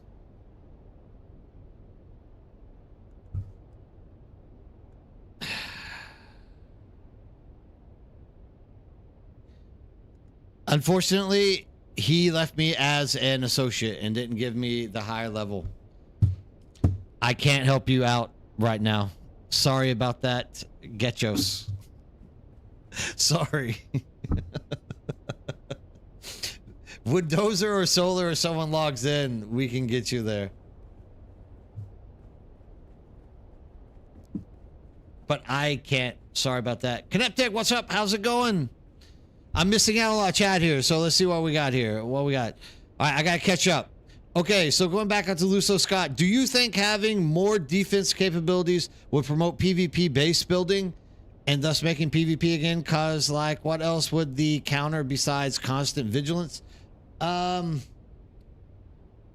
original thing that me and my friends believed the Deep Desert was going to be was like other survival MMOs where you spent all week like everyone farming massive amounts of crap to build missiles and rockets and base components and defensive things, and then you would like find someone's base, you would set up a forward base, and you would like go ham, go crazy, like trying to destroy their base, and there would be like big wars.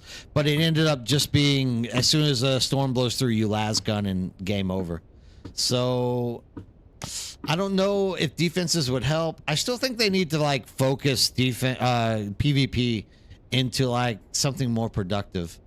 You'll do hit him up on the weekend. Okay, great. I think he was talking about you helping me with this type of digital endeavors. I don't know. You guys are having a conversation between each other. I just got to work and got my coffee. Thank you, Lady Sourball. But don't drink too much coffee early on. You know how the bathroom goes with that. But I know exactly when I get to the office, I have to have like 2 or 3 cups of coffee myself. So I'm happy that you're safe and you're at the office. And you're tuning in. That's also awesome. I'll be on when he wakes up. Okay, Mature. Now we're talking about setting up stuff. Yes, thank you so much. Mature is the one person that I can count on to help me make sure that I'm doing all this stuff properly. Guys, are there any NPC shipwrecks this week? Yes, Tungsten, there are. All of them are walkways. All 3 of them. All good and safe here. Getcho, sorry, dude. Usually they have me as co-owner on this thing. I guess they decided not to make me co-owner because I didn't bring bodies out last week. I don't know. They don't trust me. Fisher was right.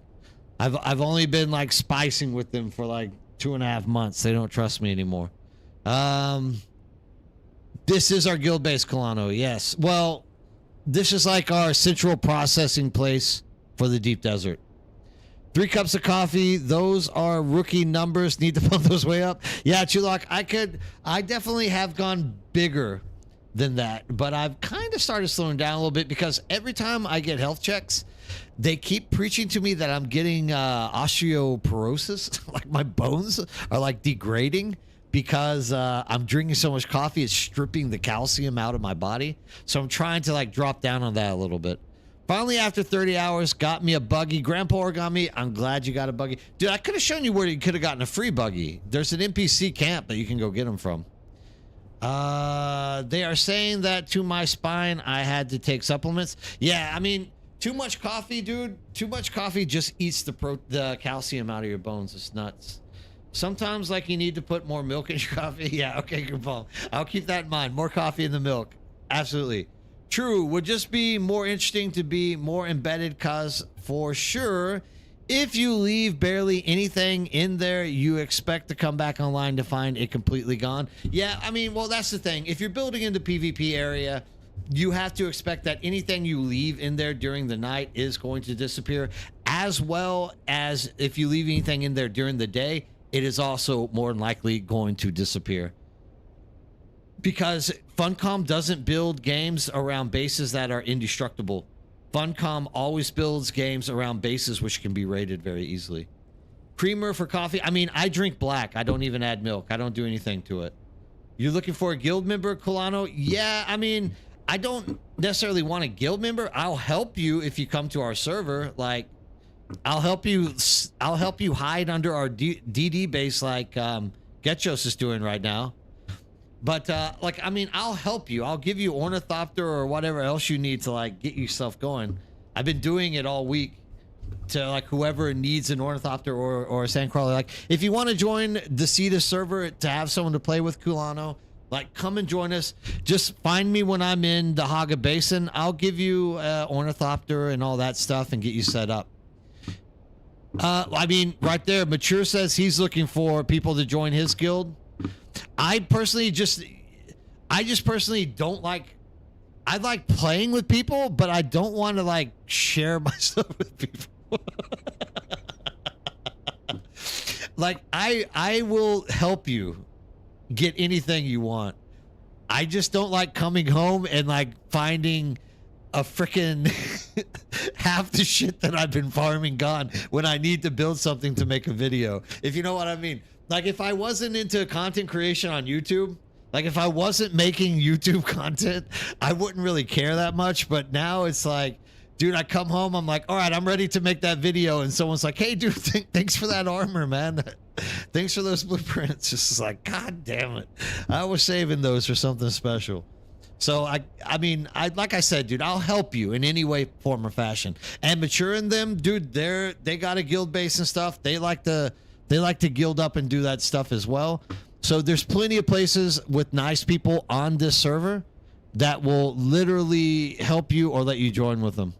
And I'll be more than happy to like toss stuff your way, buggies or things like that as well. We have a guild made up of the people that came out. Yeah, exactly. Exactly. Getchos and them are all in the same guild. They're all working. I mean, you guys are like literally right next to me anyways, right?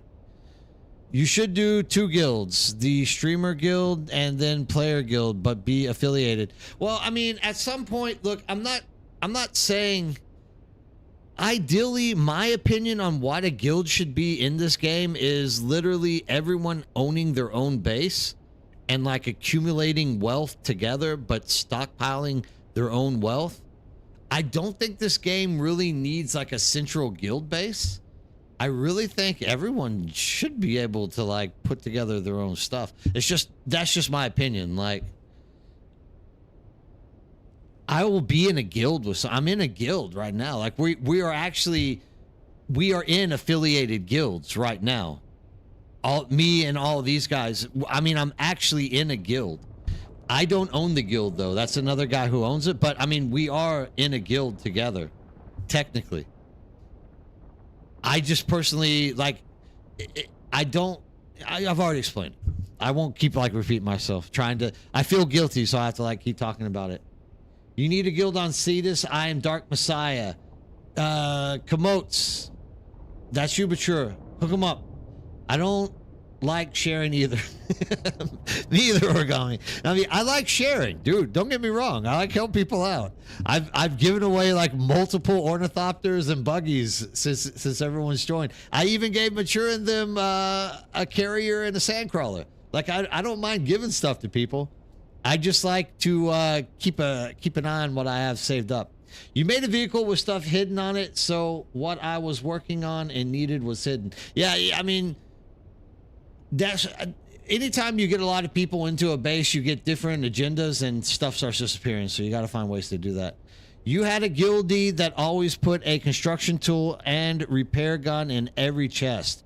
I had to kick him because he's deposited like that. This is the other thing. Chulak, thank you. That's the other thing. So, I mean, I'm not the most organized person, but I like keeping stuff somewhat organized. And the second you let somebody in your guild base, like that's exactly what they do. Like they just throw random shit all over the place and it just becomes confusing as well. Thank you for joining. You won't be disappointed. So, I mean, I have nothing against like being in guilds and doing stuff with people. Don't get me wrong. I just, I like to live alone. Like I said, I want to go have beers with you. I want to hang out. I just don't want you sleeping on my sofa. That's it. Birdie, you giving me stuff every day and still forget that I'm living next to you. Yeah, Kulano, I guess I have. Didn't I give you the cutter array or whatnot earlier? I think so. I mean, you have to understand though, like I've been dishing stuff out to people all week. I don't even know who I've given this stuff to. I've probably given the same person like multiple ornithopters as well.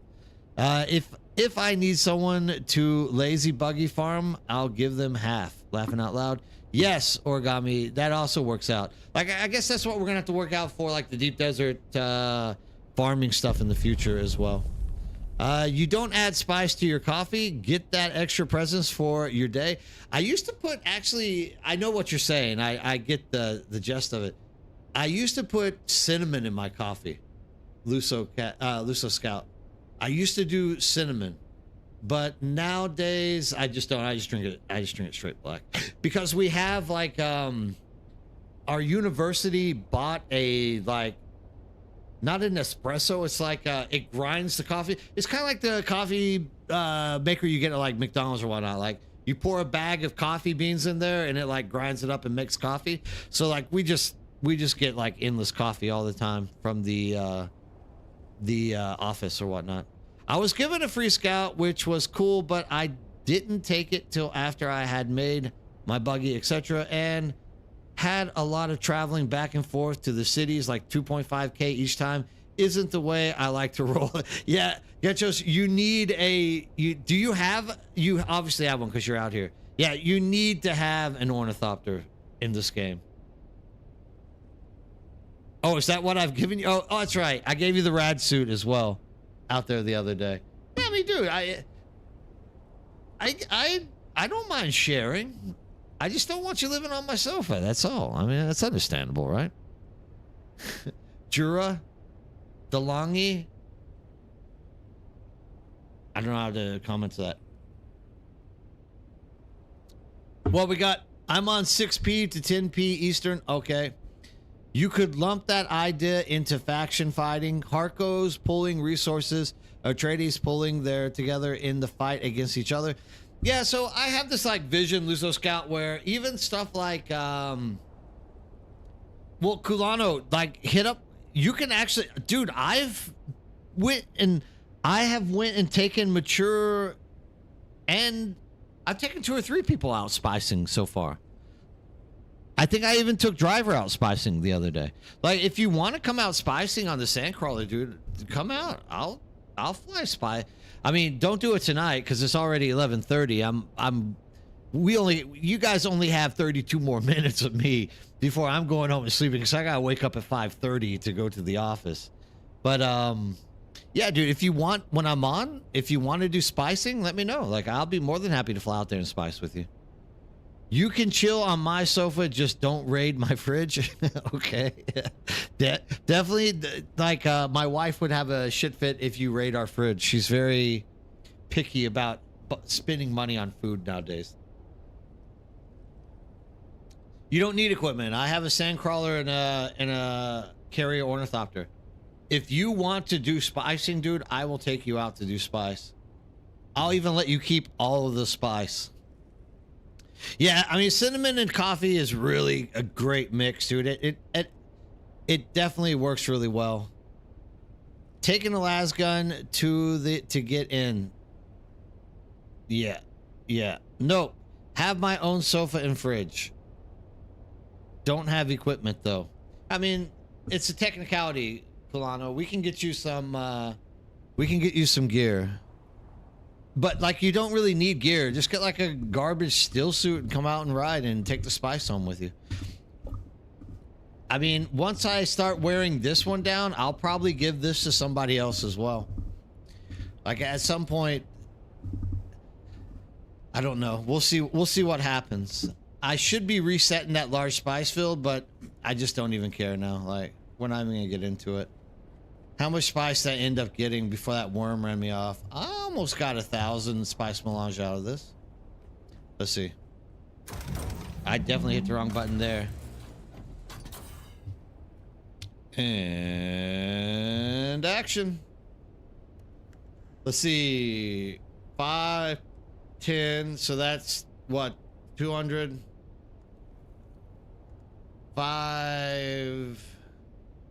2,500 times 5. What does that put together? It's like 10,200. That's 20.5. 40.5. So that's what?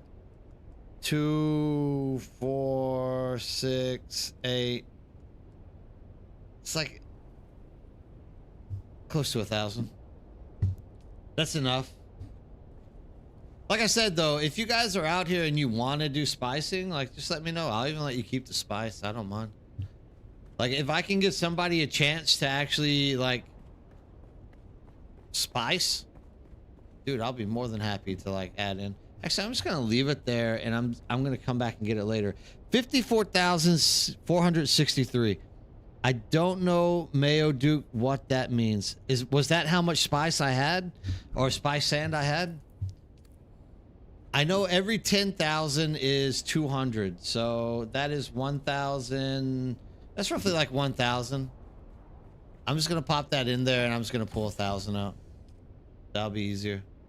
Carry. Where are we at? Sandcrawler. Thank you very much. With that keen eye that you got there for counting. A buggy? No, Sandcrawler.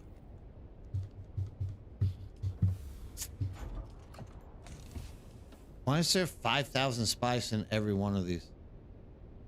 Makes 0 sense to me at this point. Just get that little tidbit in there. Getchos, this is the first week I have done proper spice farming in the deep desert, as I got my crawler and carrier finished last week. Yeah, I remember saying that. Just too chicken to go looking for the large spice fields. Hey, I mean, you're on our server now. If you want to go try some large spice fields, I'm more than happy to go with you. Getchos. 100%. I'll take you out to a large spice field. Anytime. I don't mind. I can take you.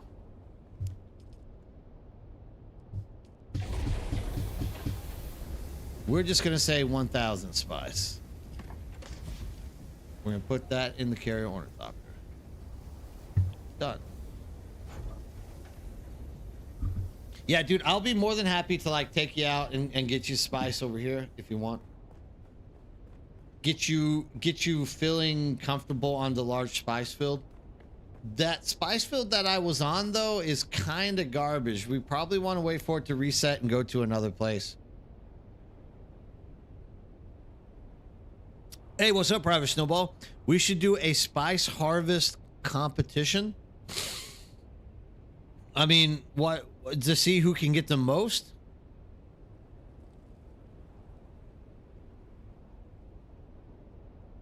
Oh, I mean, it doesn't matter. Like, at the end of the day, you can still clean up a large spice field. You can take it home with you. You can share with Mature and them. They'll be happy to get 1,500 spice. Weekly income. Oof, I would lose. I don't sell my spice at all. Snowball. I mean, not this week, though. For some reason, the Shai Halud has like wrecked my IRL and forced me to do a lot of crap that I don't want to do in real life. So I can barely log into the game. Like, literally, I have no time to do stuff. Just like just how much spice we can accumulate in 1 week. Yeah, I mean, maybe that's something we do next week. I could do that. Yeah, because I'm not too overly excited about getting out there and doing spice this week, but I will do it. If push comes to shove, I will do it. Will the competition require you to be naked except for one compactor and got to run to the other sector to find spice naked and farm as much as you can? Hold and see if you make it back alive. See, now we're talking hard mode. Like, that actually sounds like a competition. Fishua, yeah, I mean, it's not worthless. There's a lot of stuff that you can build residue into, but whenever you're like refining as much spice as we refine, it's pretty much useless. Yeah. Welcome back, Goombomb, with your coffee. You needed a cup? Yeah, I mean, it doesn't take much to get you excited about coffee. Spaz Tankwitch, thank you for stopping in. You're off to work, and have a great day for you as well. Please come back in anytime, dude. I love having you in chat talking with me, dude. It absolutely is fabulous. No, I'm about to get off. I'm getting off in 25 minutes and driving home. Or I would. I mean, did you fly? Here's the question. If you're all the way out here, Goombomb, we just need 2 more people to reset it. But I don't know if we have 2 more people on right now. Yeah, I mean, I'm not going to make Beast like log back in to jump on here to do that with us. I mean, Private Snowball, I'm not scared to compete on Spice Collection. Just not this week. I mean, no one's even out here, so let's not worry about it. Like, somebody else can play with that field for all I care. That field's garbage. Like, that worm is absolutely garbage out there. There's something haunted about that field. Snowball, you're not trying to scare someone, huh? I don't think anyone's getting scared. Hold on, my wife is calling. That's clear evidence that I gotta get going here pretty soon. Hold on.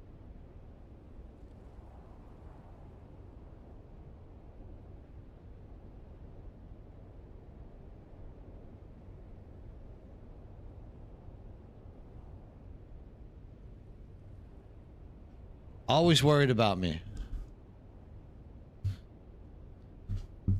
I'm the family ATM machine. She has to be worried about me wrecking on the way home. I mean, I had such a good night with you guys that, like, literally, I have energy now. I doubt when I go home, I'm probably not going to be able to sleep anyways because I'm going to be sitting up thinking about, you know, all the crap that we've been talking about and sharing tonight. So even then, like, going home doesn't really save me any, unfortunately.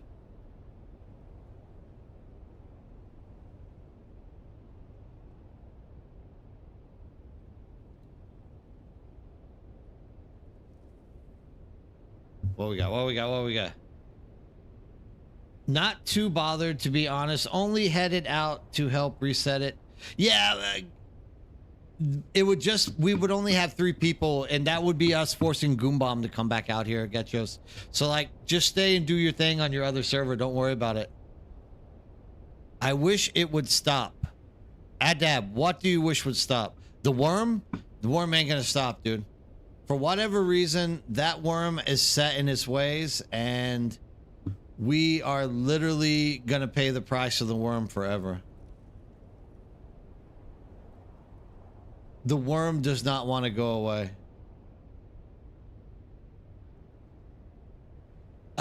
You need four scout ornithopters to reset it. There's other ways too. Other people have different ways, but the one that always works for us, 4 scout ornithopters. Every single time. Guaranteed it works for us. Chulak, there's quite a few people who are saying that spice field is just haunted. Literally haunted, dude. I mean, we can reset it if you guys want to. I have a little bit of time. But I mean, I promised the wife I would stop at 12 o'clock. So if we have to be able to do it in approximately 22 minutes.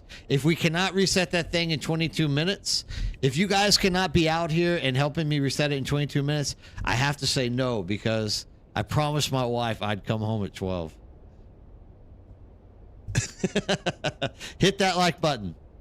4-man thing works so good. It really does, dude. Adab, it really does. It never fails. I still have people coming on that and commenting saying that it's like a crappy method. I'm like, dude, it never fails. How can you say this? First time catching you live. Happy to be here. All right, Kevin. Awesome. Yeah, dude, I go Wednesday to Sunday. I take Monday and Tuesdays off. So you can catch me anytime, but I'm glad you stopped in. I'm glad you said hi and like join us in chat as well. I am getting tired. It's a little bit late at night, so I'm starting to like wire down a little bit.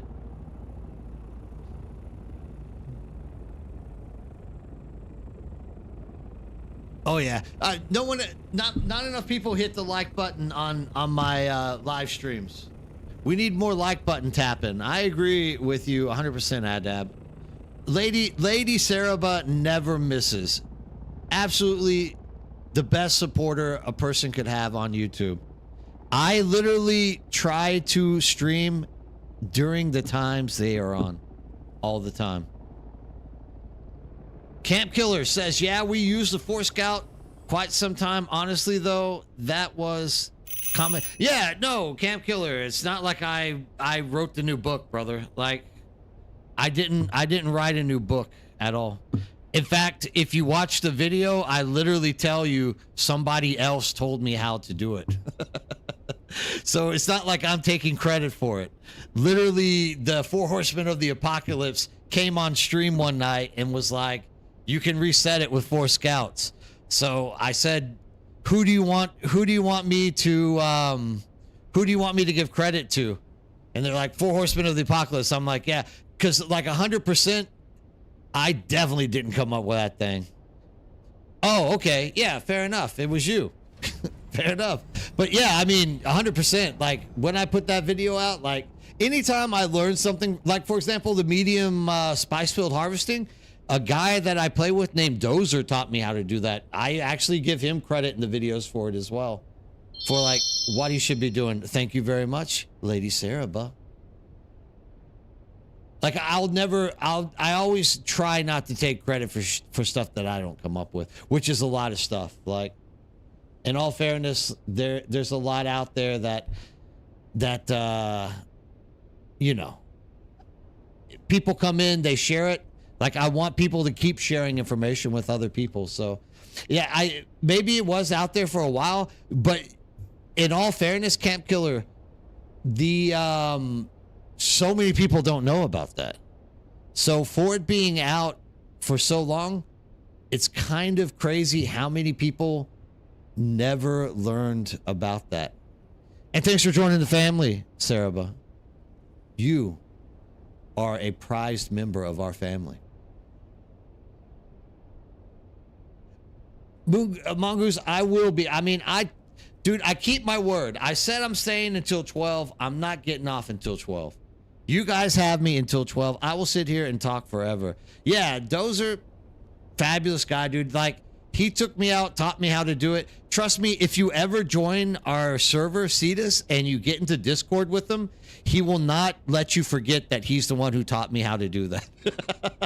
Like, I don't know. Every time I jump into Discord, I always hear him like, you know, I'm the one who taught Nerdbird how to do the medium spice fields. So I'm like, I told everyone you taught me, dude. It's in the video. Like, I give you the credit. He's funny that way, though. But nah, I mean, I'll get some sleep. I got time for sleep. I'm not worried about it right now. F1, F2 info helped me so much. Yeah, dude, I'm glad to hear that, Kuyano. Like, I'm glad to hear that. I'm glad stuff is helping people. I didn't know either, so vicariously, you taught me too. Yes. So, I mean, so many people didn't know that. It's crazy, Goombomb. Like, the other thing that still is shocking to me is that people don't know F1, F2 for like jumping into your cutter array and jumping into the driver's seat. Like every night I'm doing that, like harvesting titanium. People are like, how in the hell do you jump into your cutter array so quick? It's like F1, F2. I didn't know that. It's like so many people don't know so many small little facts, dude. Like you're saying, Kuyano, F1, F2. Like so many people just don't know it. It's nuts. Like these are things that have been around for a hot minute.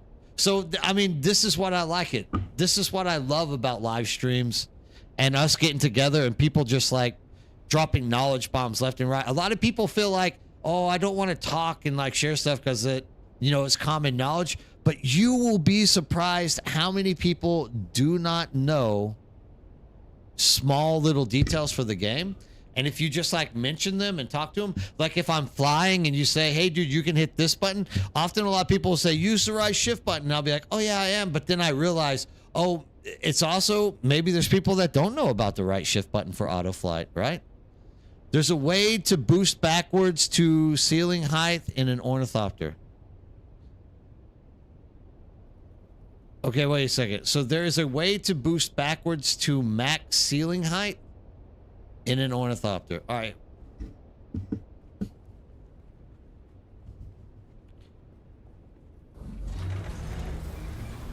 Boost back. So what? I'm going to be flying backwards and I'm going to hit the boost.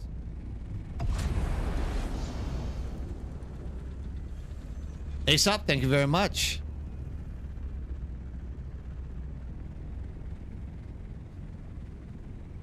Oh yeah, absolutely, dude. Anybody who wants to like show off their base, let me know. Like I'll be more than happy to like jump on and take a tour of your base. I actually love doing that as well, dude. Like I love seeing creative base builds. Not enough people are showing off their bases nowadays. So if any of you have a great looking base, hey, Smelton, what's up? Good morning to you too. If any of you guys have a great looking base and you want to show it off, like hook me up, send me a message on Discord so that I can like schedule it in and we'll jump into a stream and I'll show your base off. Dude, there's nothing I love than seeing like really aesthetically pleasing bases that you can just like cruise around in. So many people build good stuff. You nose up and stall, then hold AD and control. Okay, hold on. So you nose up, stall, hold AD and control. AD, control. All right.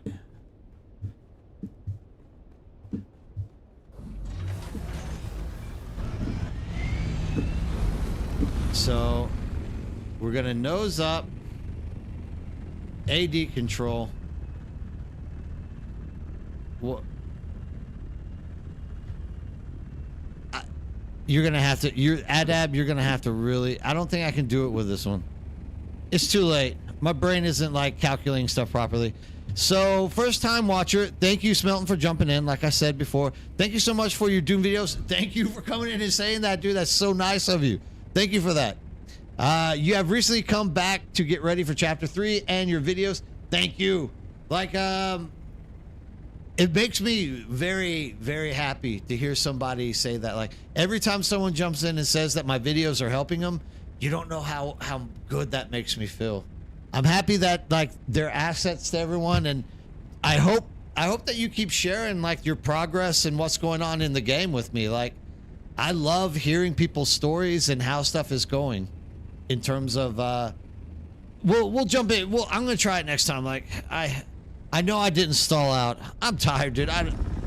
In all fairness, this is next time. SD and control. Next time we'll do it.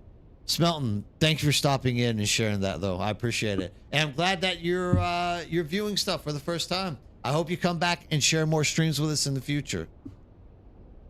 So you need to glide with your nose up to stall. I think you have to, because he said there had to be a stall. I'm just tired, dude. I really don't feel like doing it. I'm gonna like just tell it to you straight. You guys got 12 minutes with me. All right, I'll try it. Screw it. Here we go. There goes the last of my water. What we're gonna do is with a scout ornithopter, because screw trying to fly a large lump of turd knockers up there. All right, so we're going to stall.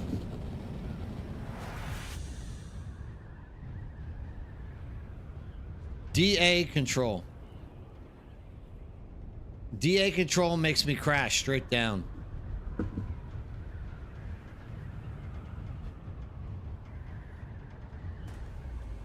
Wait, maybe I was pushing up. Let's see here. I think I was pushing W as well. DA control. DA control makes me dive. Is that what we're trying to do? Is dive?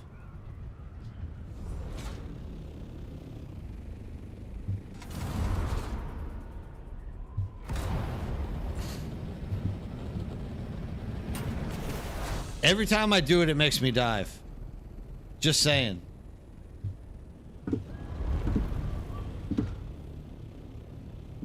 You need to practice it with your buddy. Showed me how a couple of hours ago. So, I mean, it makes you hit maximum height? Is that what happens? You dive up is what happens. Every time I'm diving straight down. I tell you what, dude, you figure it out and then you bring it back to me and we'll definitely put this thing to the test. Definite visual. There's one thing I can promise you. 99.9% of the time with me, it's a skill issue.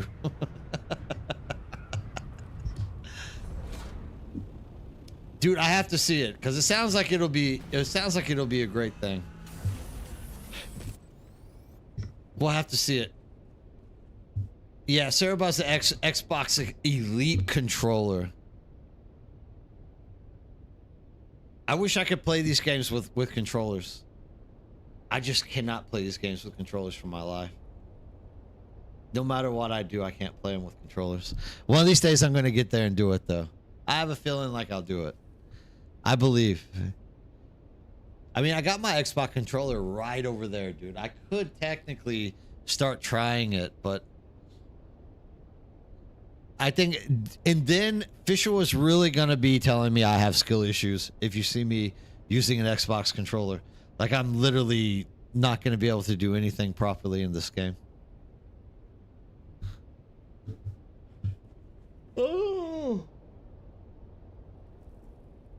Oh, that's the first onset of sleepiness on a Thursday night. I think it's that time. It's time for us to raid. Does anybody have someone they would like us to raid? A friend or someone they like viewing that is on streaming at the moment?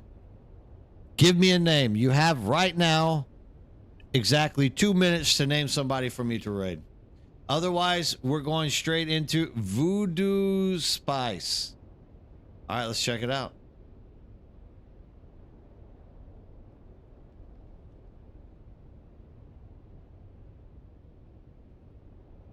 Actually, for some reason, it's not letting me raid tonight. Why won't it let me raid?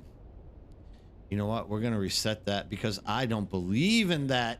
That's just crazy talk.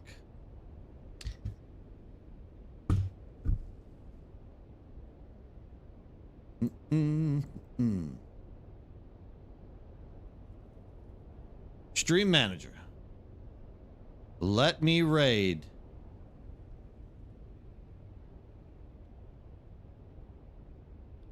Here we go. Search and filter for Voodoo SPYCE. Voodoo Spice. Oh, okay. Oh, he's playing D&D Online. D&D Online's a good game. Oh, dude, he even looks like a wizard. This is a good one, Origami. I think this might be an interesting one for us to get into. He's not streaming Dune, but it's okay.